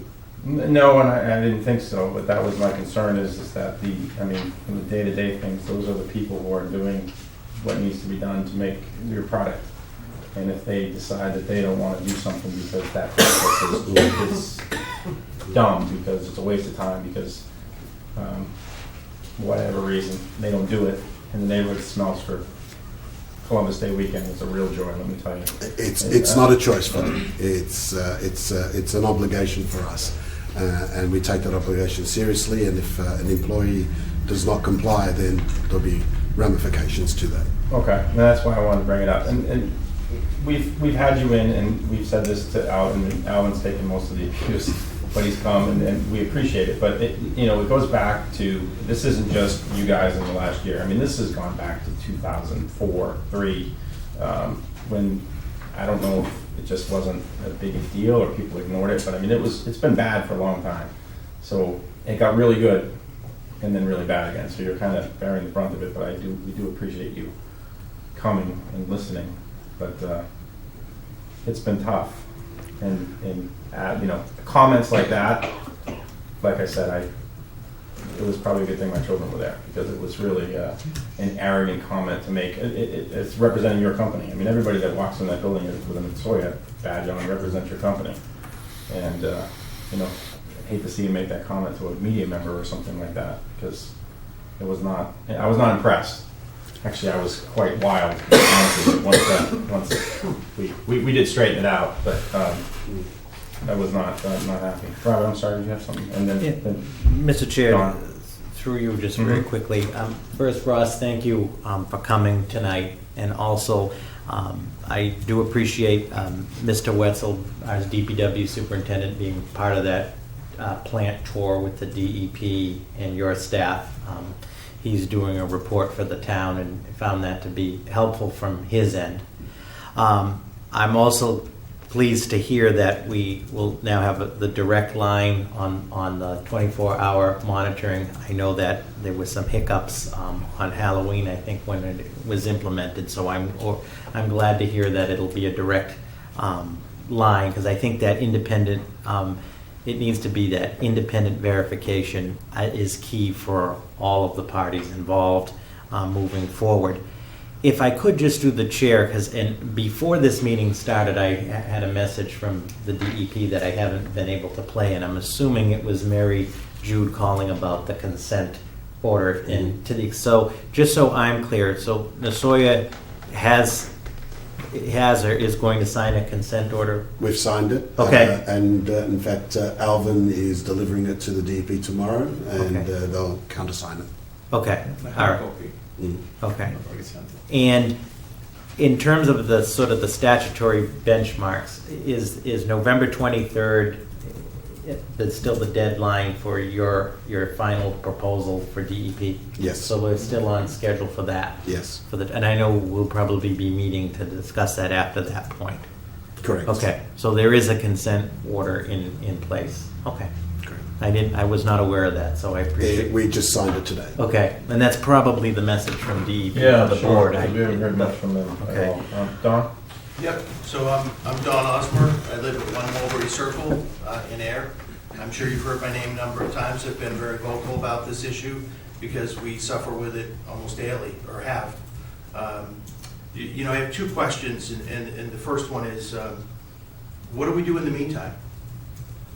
You know, what I heard in the media was that you're going to come back to us with a long-term solution that could take 6 months to implement.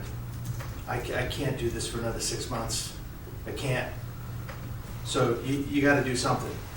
Understand. And you haven't been here at the selectmen meetings, you know, you've been invited. These gentlemen have taken the brunt of it and heard, but I'm not waiting another 6 months. So tell us what the plan is, and tell us what we're supposed to do in the meantime while you're trying to figure this out. Because all we've heard from your employees is very similar to what you said tonight. We're sorry, we're committed, we're spending a lot of money on this, and nothing changes. Fair play. We're putting together the formal proposal for the final solution, if you like, on the 23rd, but that's not what we're only doing. There's a number of initiatives that we're working on as we speak, 6 to be exact, which we want to implement by the end of November, and we believe those short-term improvements will improve the situation. Can we guarantee that it won't happen again with those improvements? I wish I could say that, but we feel that those improvements will definitely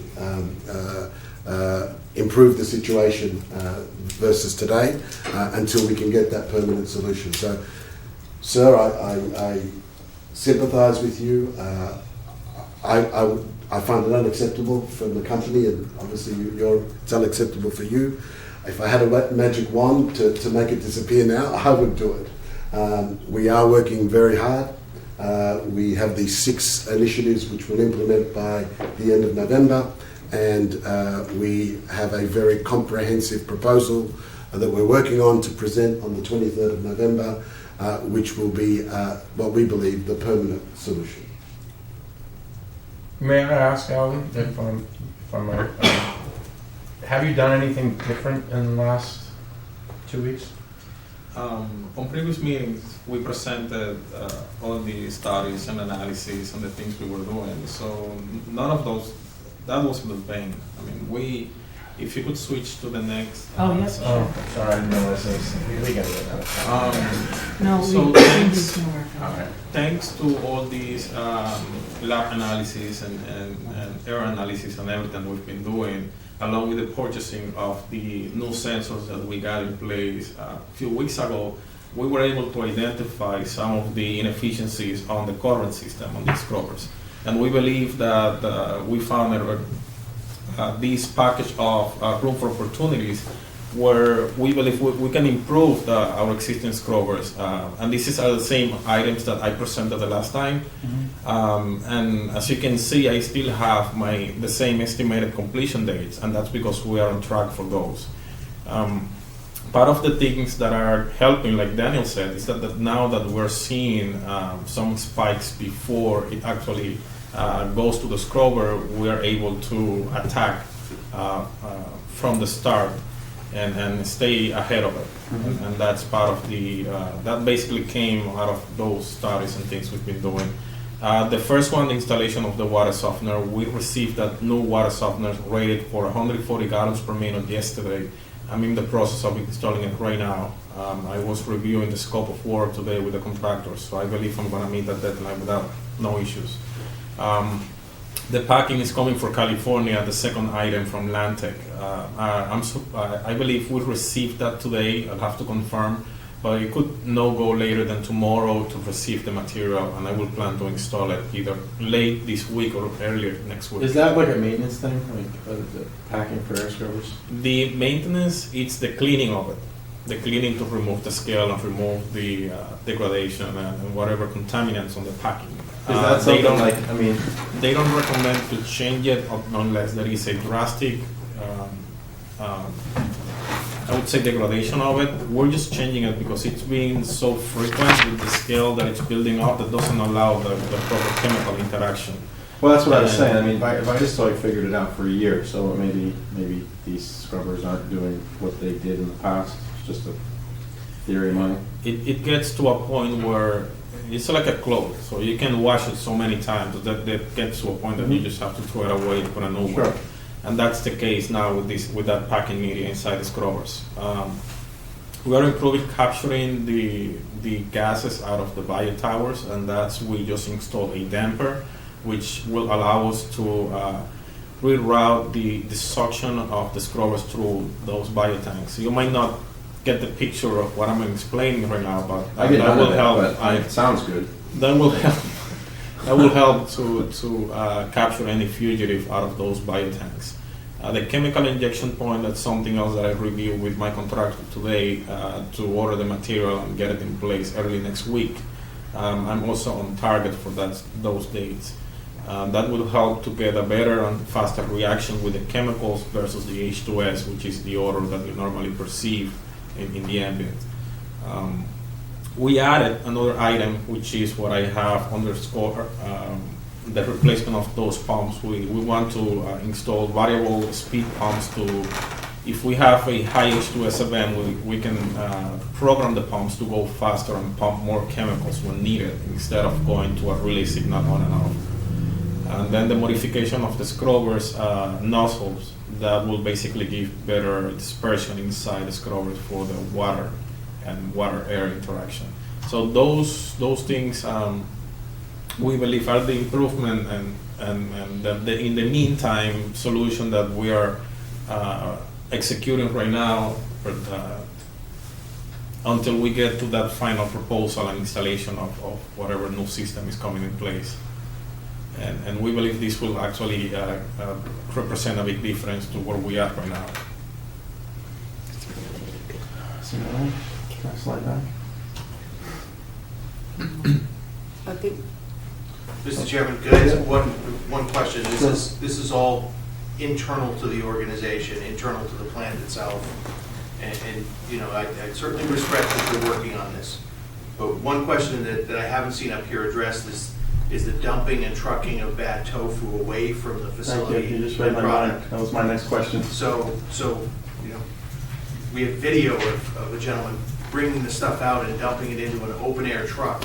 With a tarp over it. With a tarp over it, which was an entire weekend of trucking the stuff away, which it was one of the worst weekends we've ever had. And we've had recent complaints of those trucks leaving and spilling.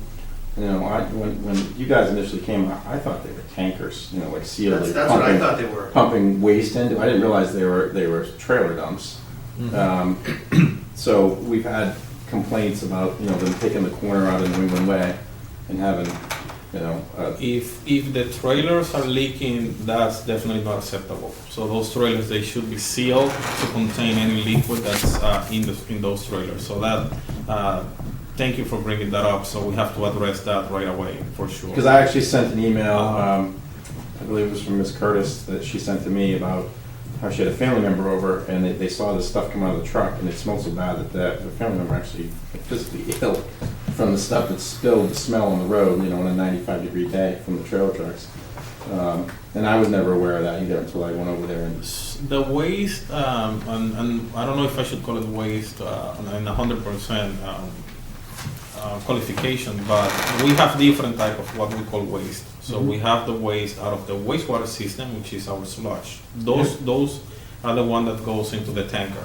And that's the tanker that we try to scrub through our scrubbing system to avoid that odor situation out of those tankers. And we're still connecting the tankers to the same scrubbers where we are performing these immediate solutions, so that will also improve the situation with those tankers.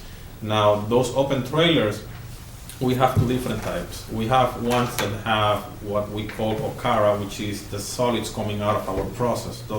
That's kind of a fresh type of, you can call it waste, but solid that goes out. And I believe there is a video or picture of the steam that leaves those trailers. That's because of it's a hot temperature on those solids. That's coming out of the extraction process at 170 degrees when it gets outside. So that's kind of the steamy that you see, but that doesn't represent any other issues. The other trailer that is inside the building, not outside the building, that's the waste of the tofu that doesn't meet the weight criteria. So basically quality control weights the tofu, and if it doesn't meet the 40 or 35 kilogram that it's supposed to weigh before it goes into packing on customers, then just go and thrown away. And that gets mixed with your carrot for animal feed. So that open trailer that was inside the building and the person was driving that cart around to dump it, that gets mixed with the other waste to be hauled out as an animal feed. That action that he described, I don't know if he understood what was actually happening on that video, but I took the video, so I know what's happening. I mean, I watched it. I figured, yes. So basically, that solid waste goes into that trailer, and that trailer is removed daily. So it's kind of a fresh type of waste. It's not the waste that will bother you if you are like. It's not the smell that you guys normally get.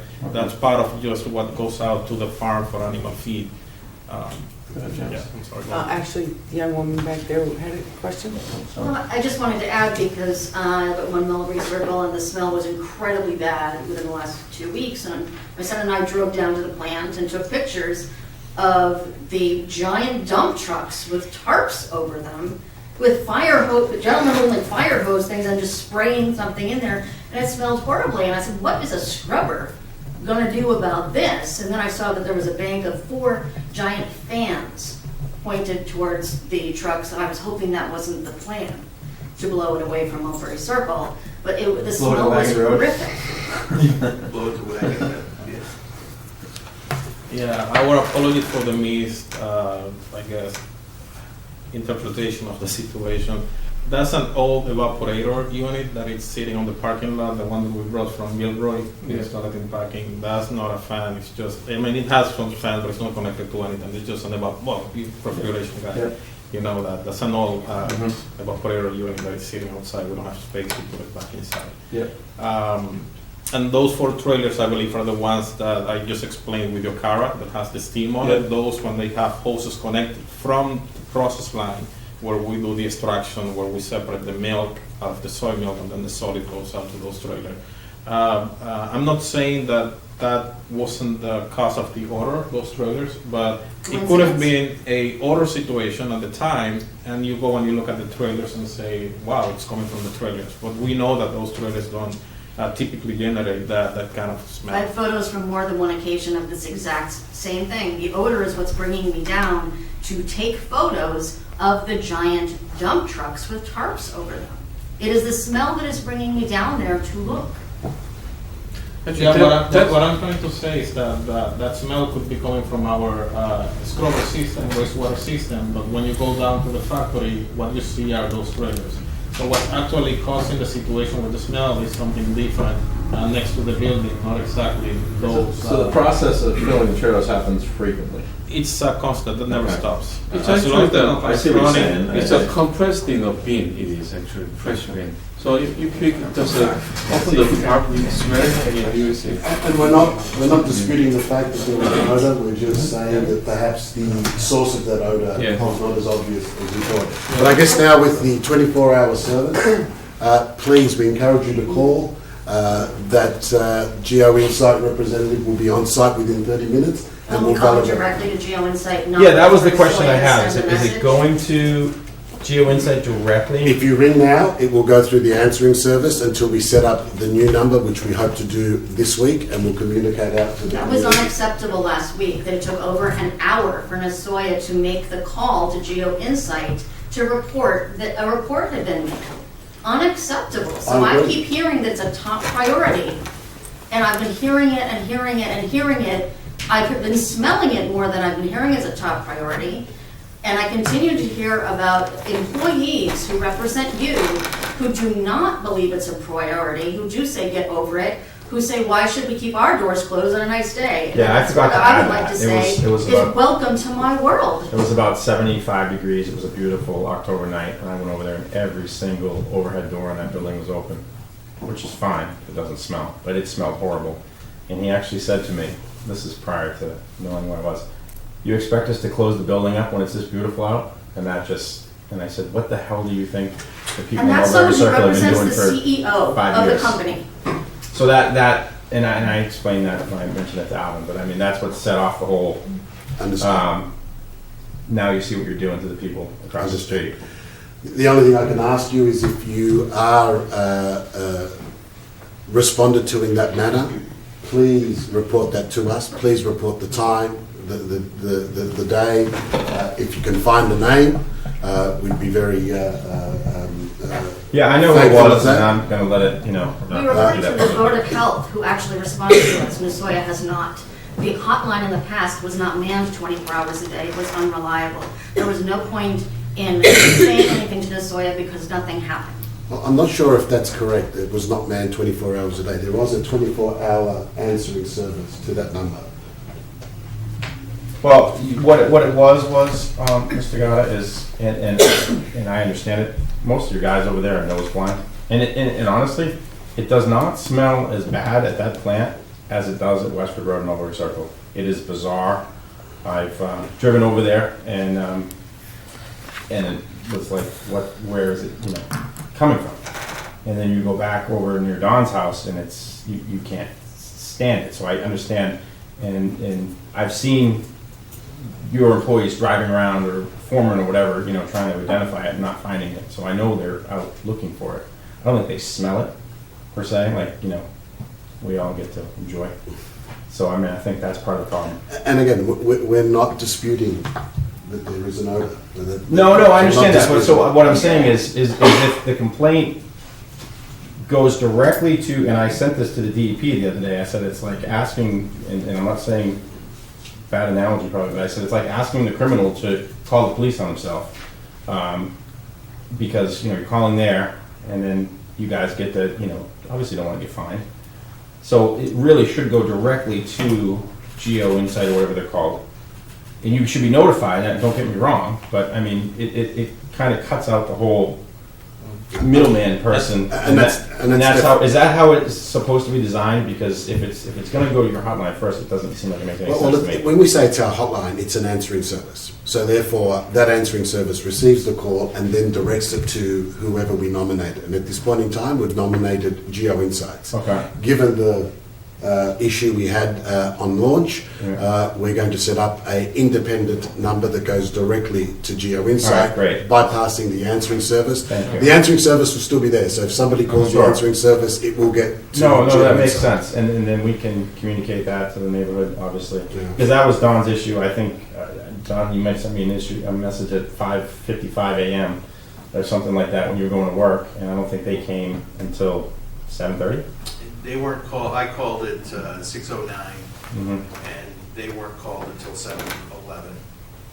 Yes. Let me add a quick note on that. So we contact the answering service, which is a 24-hour service, and they were supposed to call us prior to this situation. So we said, okay, now your primary contact is Geo Insight. You don't even need to call us, so you call them directly. So we did get a order complaint, or Geo Insight got an order complaint on Friday night, which went through perfectly. And I believe you saw that report from Friday. I believe you were, I'm not sure if you were copied on those email Friday night. I'm sorry, Thursday night. Thursday night there was one that wasn't verified Exactly. or something, yeah. So on Thursday night, Geo Insight was dispatched, and they were it was on Westford Road. I can't remember which house specifically, but they went over there within 20 minutes, and I believe it worked out great. And the next morning at 6 a.m. when Don made the phone call, for some reason the operator took too long to dispatch the phone call to forward the phone call, and we called it the answering service asking what the heck happened. I mean, this is not supposed to happen. This is a really important matter for us. So that's why we're now looking for an alternative solution, a better solution, to go directly to Geo Insight. I mean, this is not acceptable under the situation that we are, and even further that we have provided the phone number and communication to the town through letters and explaining how this is going to work, and now we're going to have to kind of change it a little bit and then send out another communication to bring everybody up to speed. And I mean, I understand starting up things don't necessarily go exactly the way they're planned. I was concerned that you were getting notifications first. No. And it was, calling the plant, and then, No. so if it's going directly to them, then it takes us out as people who are complaining, it takes you guys out and lets them come in and determine. And it's usually when, and I said this at the last meeting, Mr. Gada, these people are all good, blue collar residents that don't complain about anything. They want to walk the dogs, and this is not something that they want to be doing. There's no grudge. There's not, I mean, sometimes it smells a little bit and no one says anything just because it could be much worse. I mean, so I want you to take that and understand what you're dealing with here. It's just a lot of frustration built up, as you can see. I can imagine, and it's unacceptable for us as a company. Alan, real quick, Mr. Diskin had his hand up right before. Now, the lady over here says that when you have the trailers, that she gets an odor, she responds and goes down, and you say there's no odor in the trailers.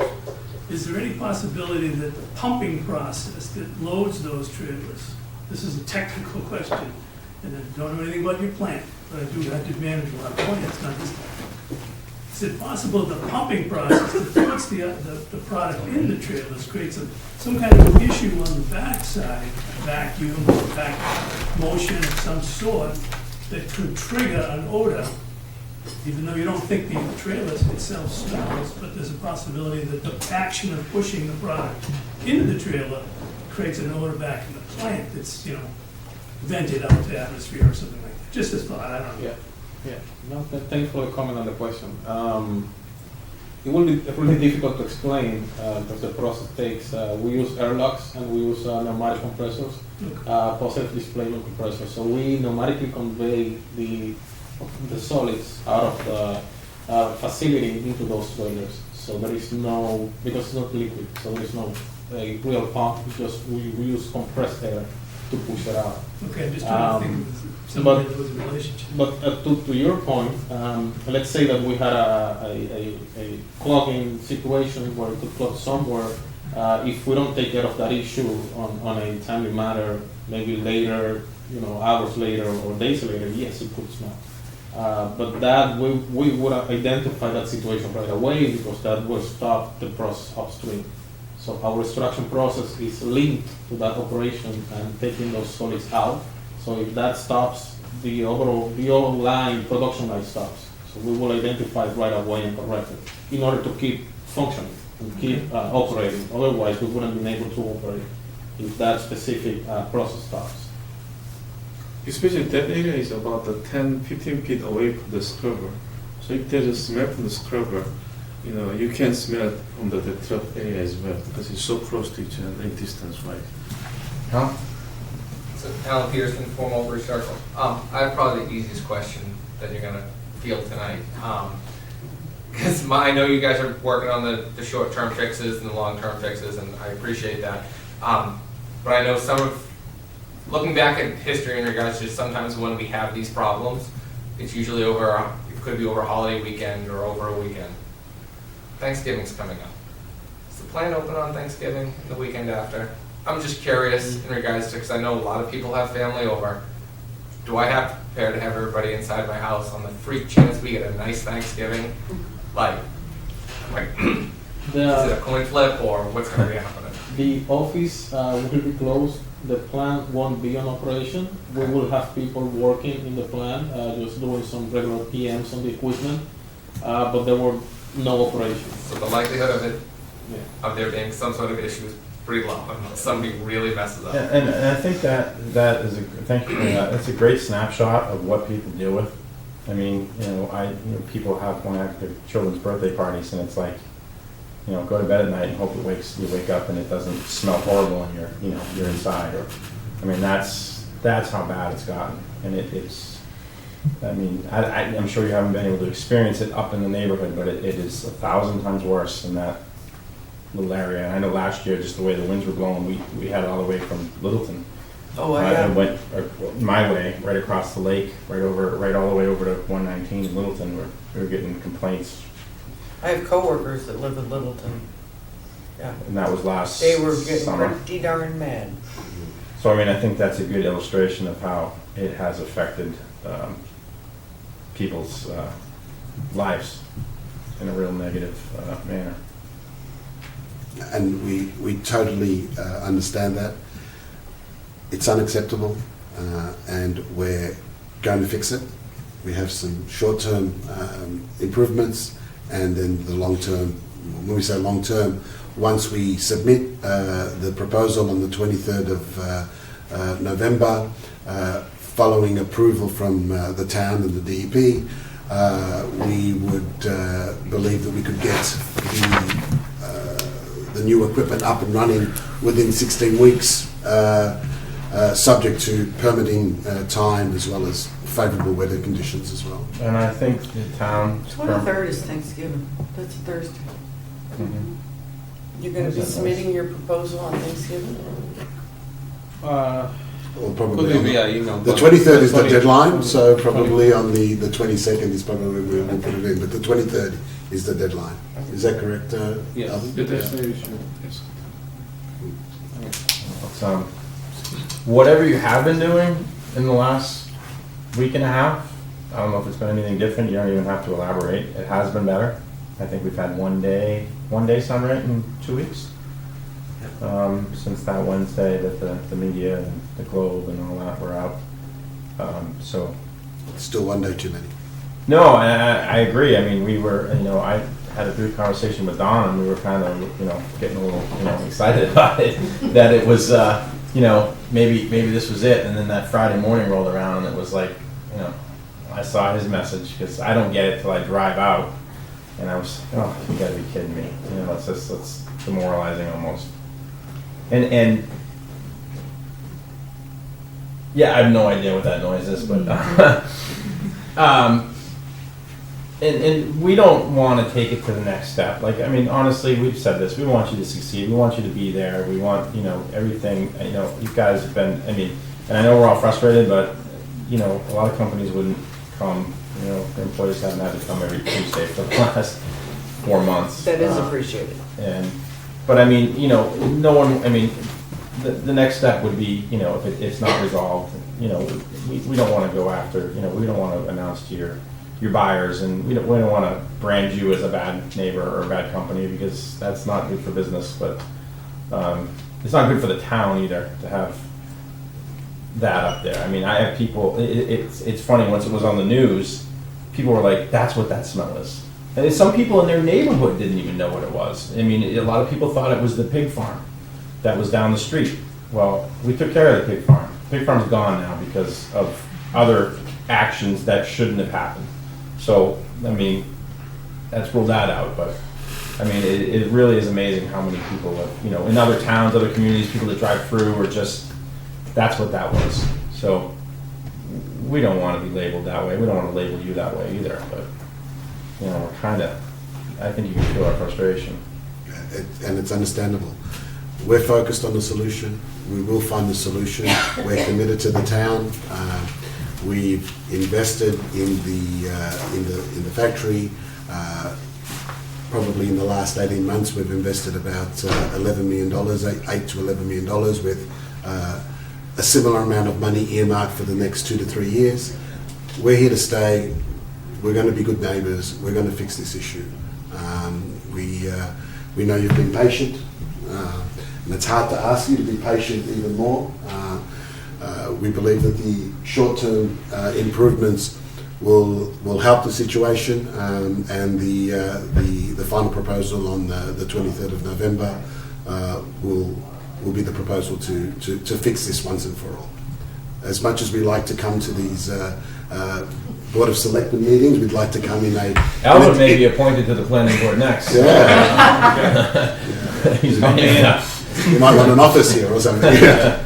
But we are focused on the solution, and we will implement the solution. And so it's hard to say be patient, because I know we're at your end, and I don't blame you for that. If I had a magic wand and could wave it now, I would do it. But I can only promise what we can deliver. And the short-term improvements we promise to deliver by end of November, and a final solution hopefully in the first quarter, if not the second quarter of next year. And may I ask, and I know you probably have done it, but I don't know if it means grabbing every employee in that plant at a different time and stressing that your personal beliefs are not Nasoya's personal beliefs. Because, like I said, you know, you're going to get someone over there. I mean, to have that come at me, which of course I didn't start the conversation, not very friendly, I will add that, but I mean, to have that comment made, like you just got to deal with it. And I know that, and I know that's not your representation, but it ultimately is when you have your employees who are there day to day.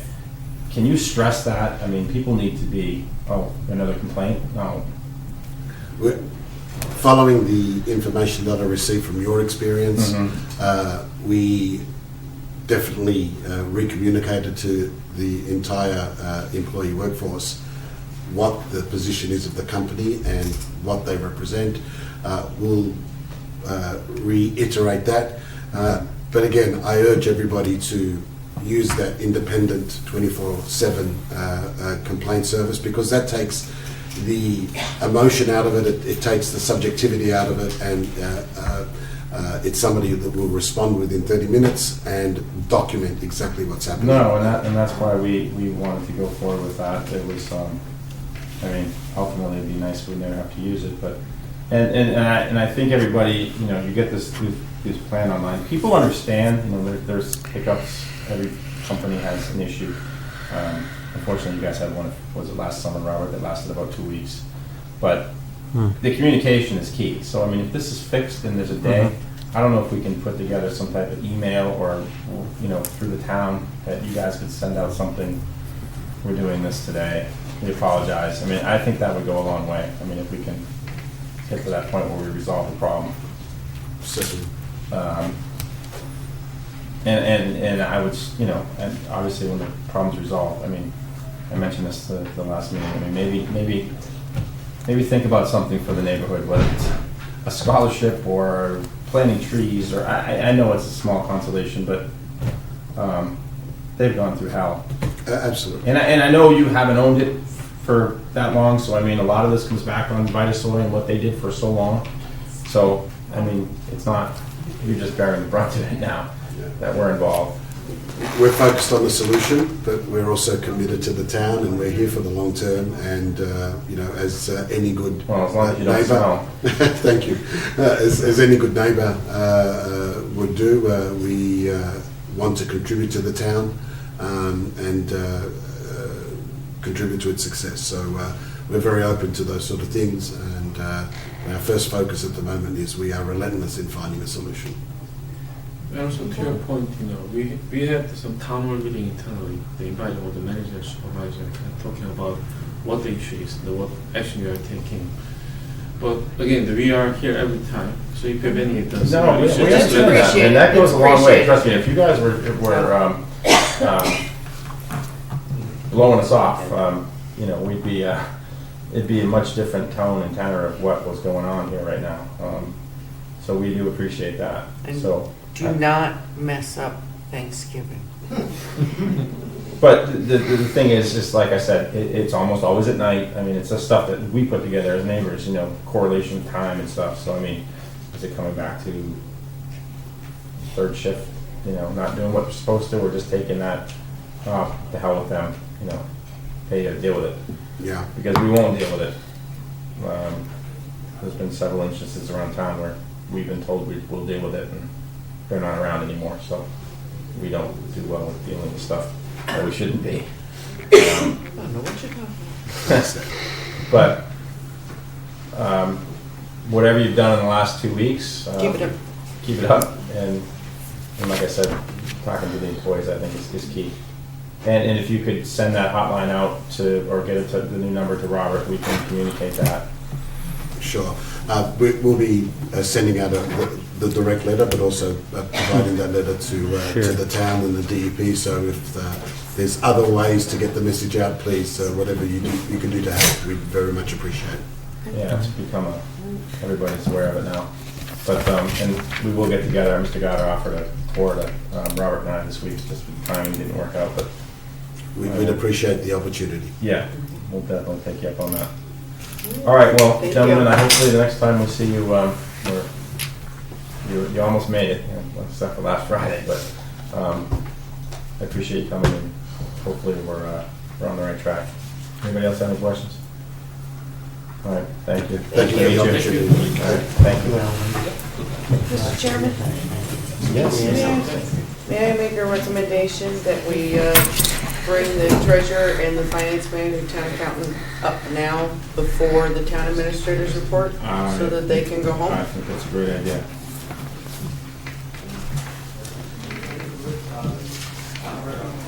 Come on up.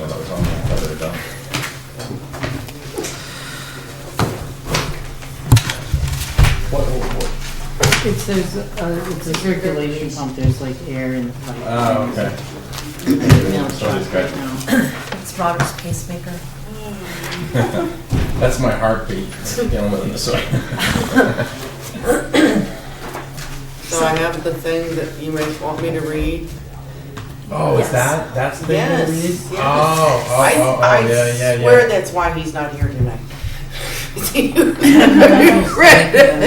You know what? I think did we do it different last year? Did we read it? Because the one year I read it, and then I thought last year we kind of... No, we've been advised on, we have to read it You want me to in. read it?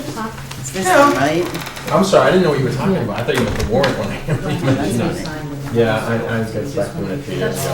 Oh, okay, good. Sorry. Yeah, I'm staying. Okay, good. I had to do it last year. Yeah, I that's think the you one did, she yeah. reads. Yeah, I don't really know why. We've been advised by bond counsel that to legally perform, we have to read the Oh, right thing. here, the board of No, selectmen. that's fine. I'm just pointing out Yeah, that that one. last year when I was the Does she clerk, I have it? had to read it. Yes. Now I'm the vice chair and I have to I'll read read it. it next year. So let me give you just a brief overview here. Brief. Okay, brief. What you're signing tonight is a bond issue for $3.4 million. And it basically consists of several projects and or equipment that was voted at either that May 15 town meeting and the May 2016 town meeting. So we're actually bonding them now. And you're also signing advance for about approximately $1.2 million. And that's for the East Main Street project, water and sewer main projects. And the reason why they continue to be bans is because we have USDA rural development funding coming at some point. They do the permanent financing, but they don't do the temporary financing. So we had to roll that portion of it over again into a ban. All right. So to the viewers, this would be a good time to take your break, because this is kind of long. All right. Yeah, thank you. I, the clerk of the Board of Selectmen of the town of Ayer, Massachusetts, the town, certified that at a meeting of the board held on November 7, 2017, of which all members of the board were duly notified and at which a quorum was present, the following votes were unanimously passed, all of which appear upon the official record of the board in my custody.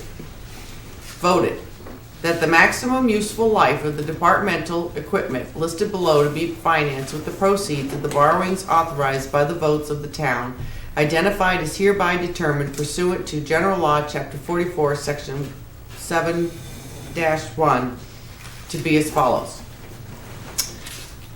The authorization from May 9th, 2016, Article 20, for the purpose of the fire department ladder truck number 1, the borrowing amount of $248,000, maximum useful life 10 years.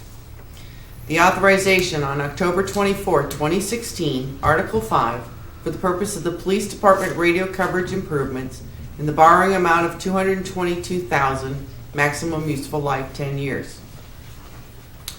Further voted that the sale of the $3,420,000 general obligation municipal purpose loan of 2017 bonds of the town dated November 17th, 2017? Okay.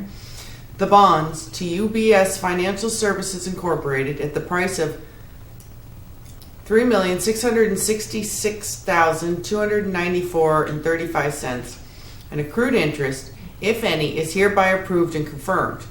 The bond shall be payable on November 15th of the years, and then the principal amounts and bear interest at the respective rates as follows.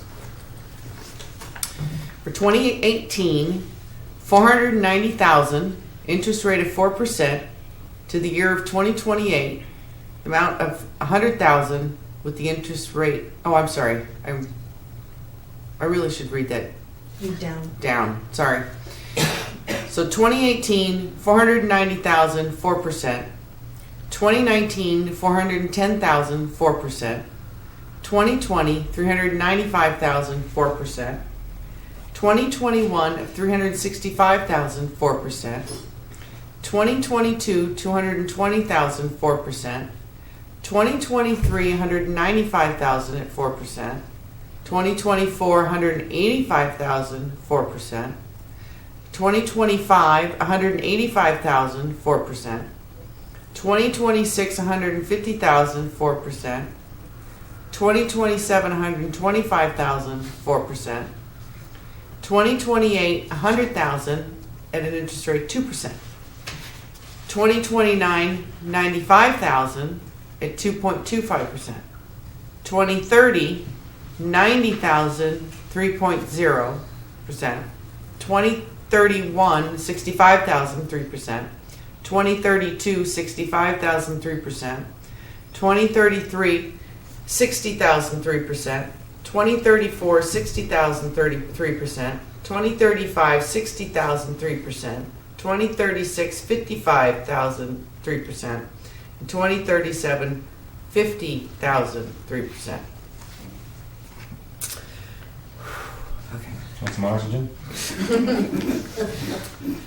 Further voted to approve the sale of $1,245,351, a 1.3% general obligation bond anticipation note of the town dated November 17, 2017, and payable March 30th, 2018, the note, to Eastern Bank at par and accrued interest, if any, plus a premium of $119.62.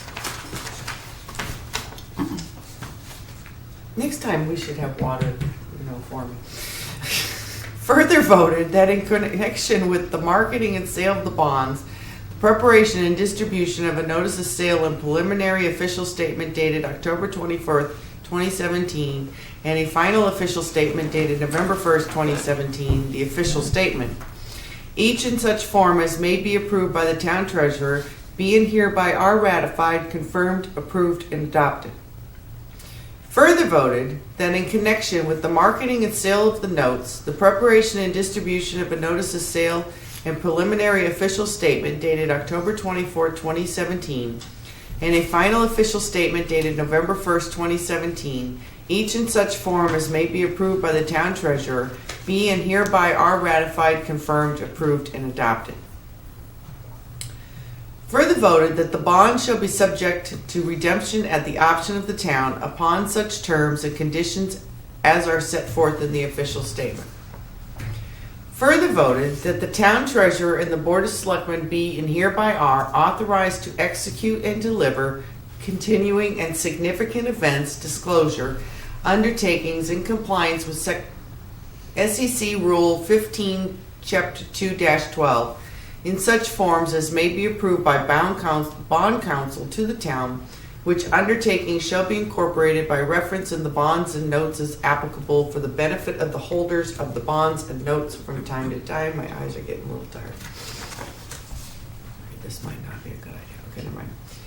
Further voted that we authorize and direct the treasurer to establish bond issuance federal tax compliance procedures in such form as the treasurer and bond counsel deem sufficient, or if such procedures are currently in place, to review and update said procedures in order to monitor and maintain the tax-exempt status of the bonds of notes.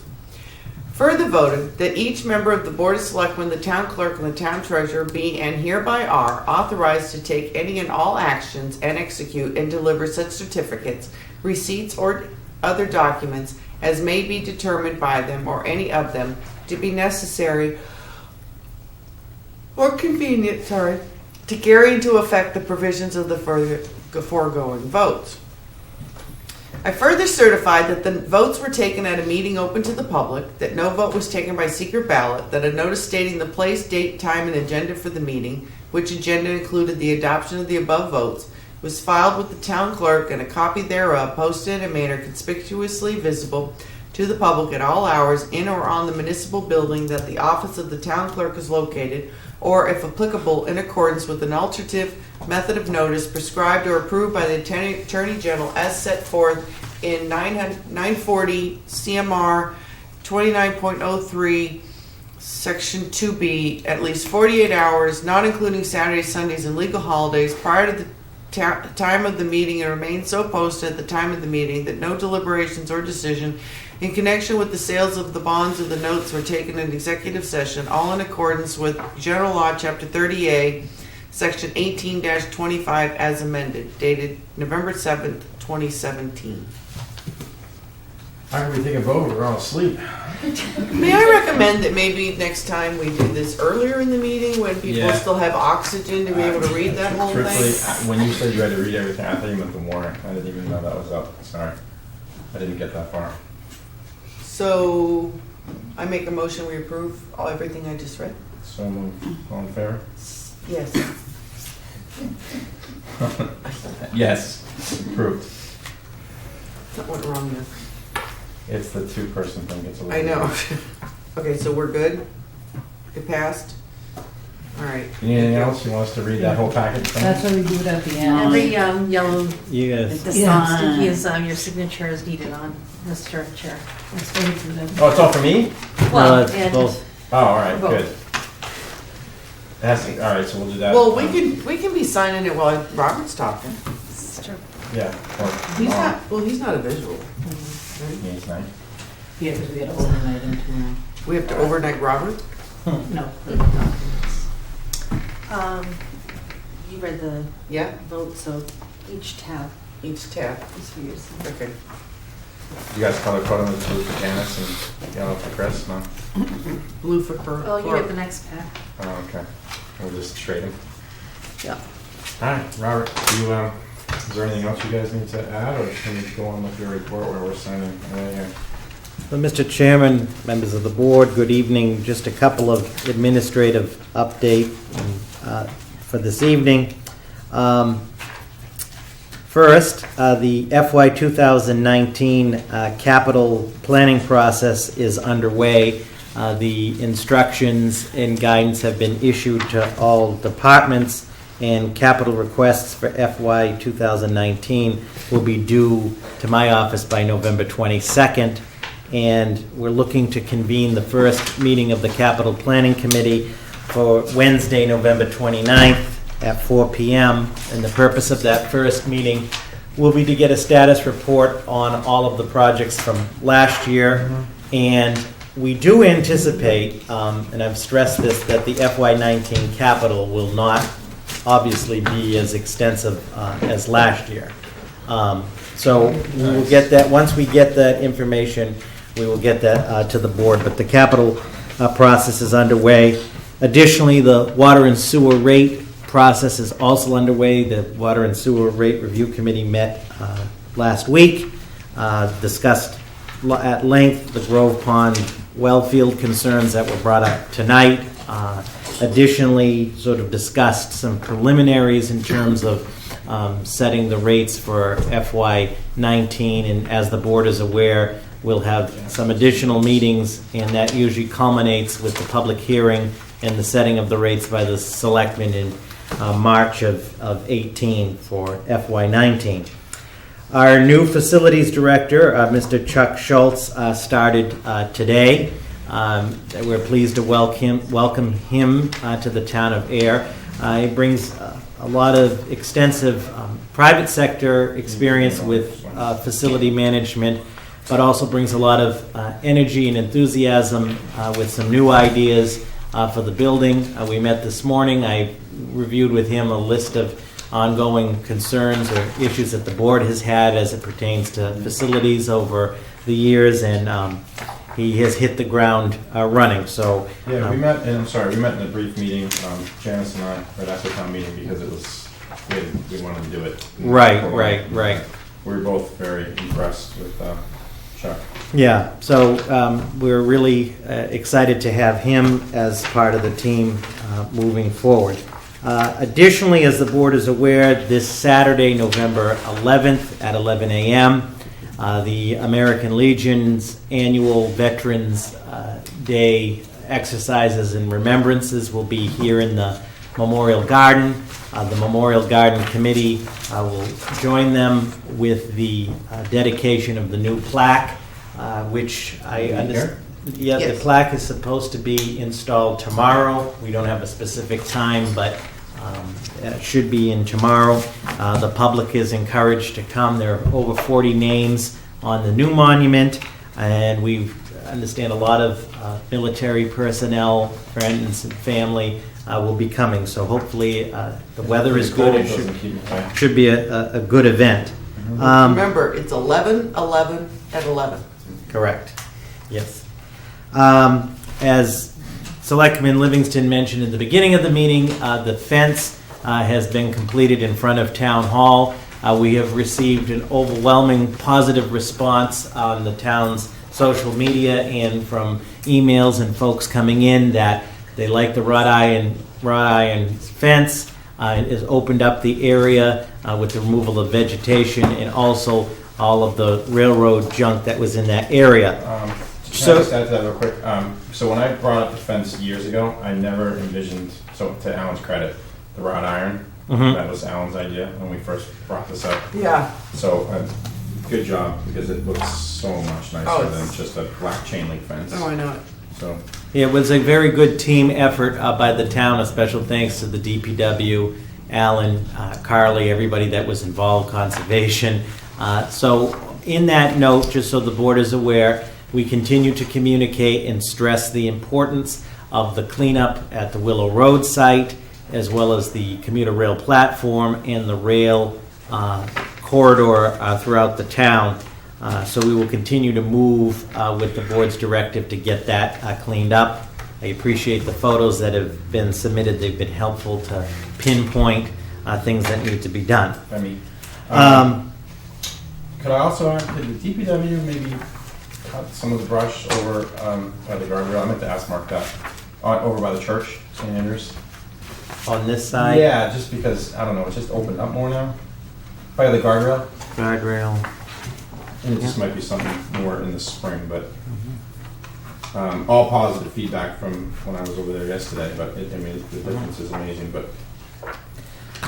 Lastly, as the board is aware, we will continue to promote the special election that is on November 28th, Tuesday. Polls will be open 7 a.m. to 8 p.m. This is the question on the setting of the retail marijuana licenses to 1. Again, we continue to put all of the information relative to that out and want to promote, again, participation in that election. Also, as the board is aware, one of the focuses of our land use group, which is being headed up by the town planner, Mark Archambault, that we are moving forward with preparations for the March 19th, 2018 special town meeting, which will be just dedicated to a single item, which is the zoning bylaw update. I say single item, but it's anything but that, in the sense that we are committed to making sure that all of the necessary updates and revisions are in that document, and that those are conveyed and communicated to the public at large. And we will be doing some significant public outreach and education so that at town meeting we can move forward in a thoughtful way to get the zoning bylaw revised and updated. This has languished since 2007.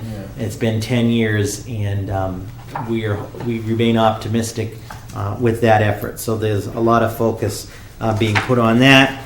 And lastly, the FY 2019 budget process will also be underway shortly.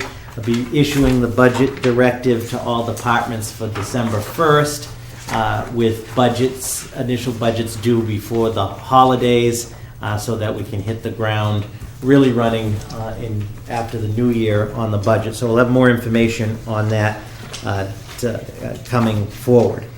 So, Mr. Chairman, I only have one action item for this evening, and that's the warrant signing authority delegation.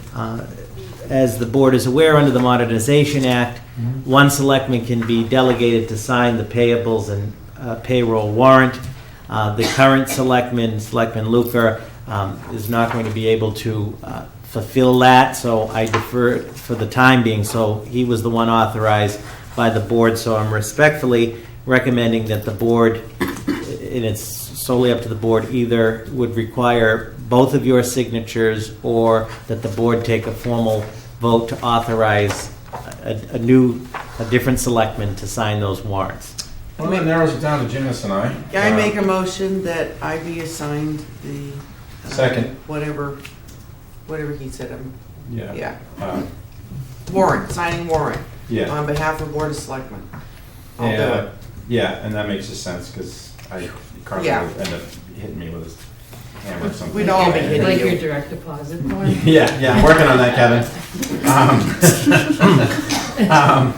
Yes, so second, all in favor? Aye. Aye. Okay, thank you. So let's just say, sorry. Yeah.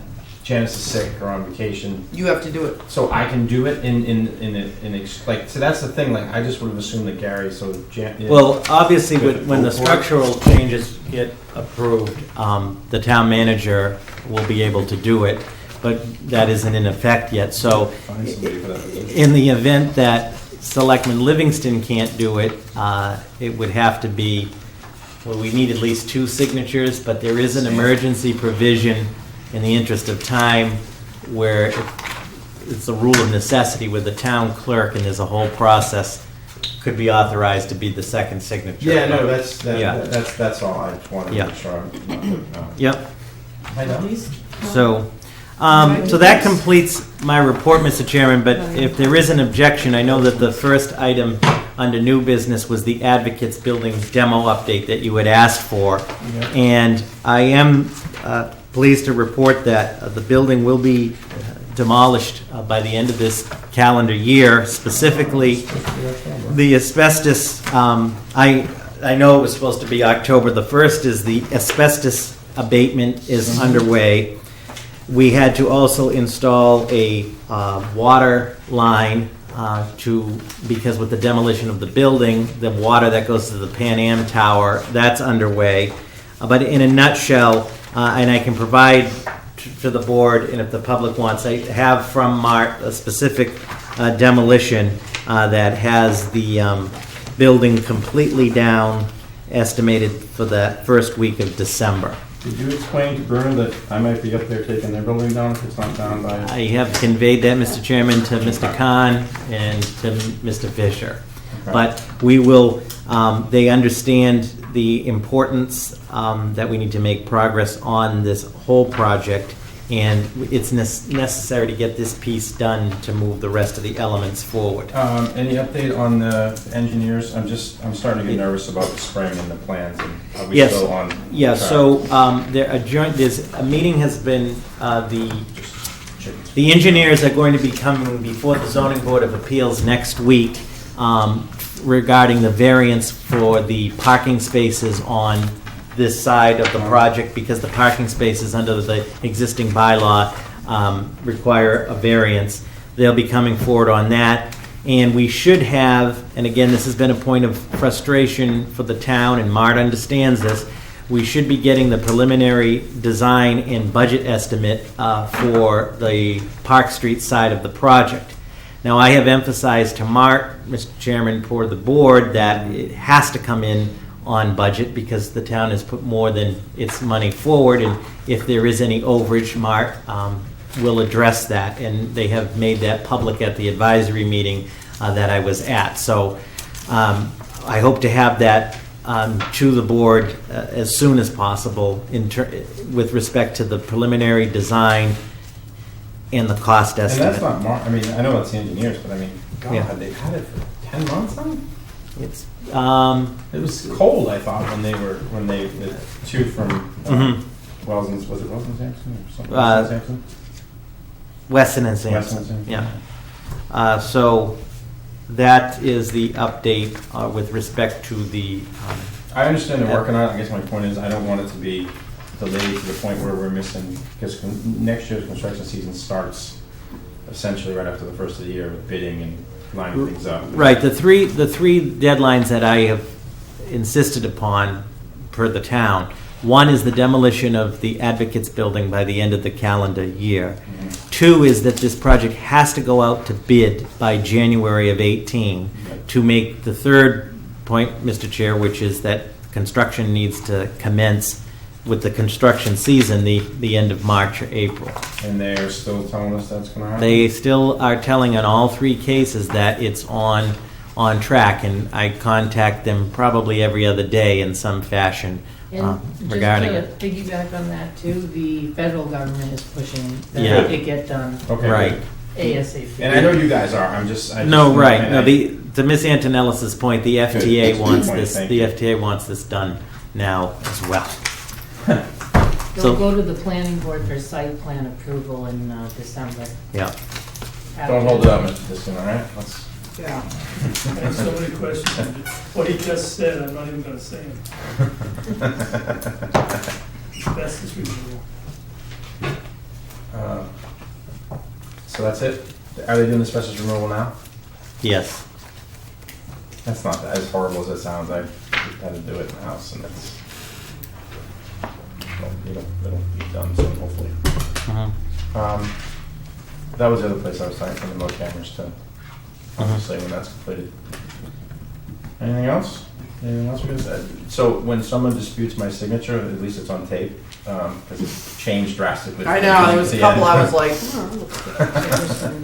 It was on me though. So then there are 4 sets of minutes for the board's consideration. I got them if you want. No, I got it. All right. I'm taking a break. I make a motion to approve the meeting minutes from October 11th. Second. October. I'll just go right through them. Okay, October 17th, Second. October 23rd, Second. and October 24th, 2017. Second. All in favor? Aye. Aye. And it's approved. All right, so, hang on. Want me to do it? Sure. Okay, so, based on the agenda, I make a motion that the Board of Selectmen enter into an executive session pursuant to General Law, Chapter 30A, Section 21A, Exemption Number 3, Litigation Strategy, to discuss enforcement litigation regarding the property and commercial business bike work located 211 West Main Street, and to adjourn at the conclusion of the executive session. To discuss these matters in open session would be detrimental to the town's negotiating strategy. Second, roll call. Janice? Aye. Chairman says aye. We are now in executive session. Good night, everyone. Everybody?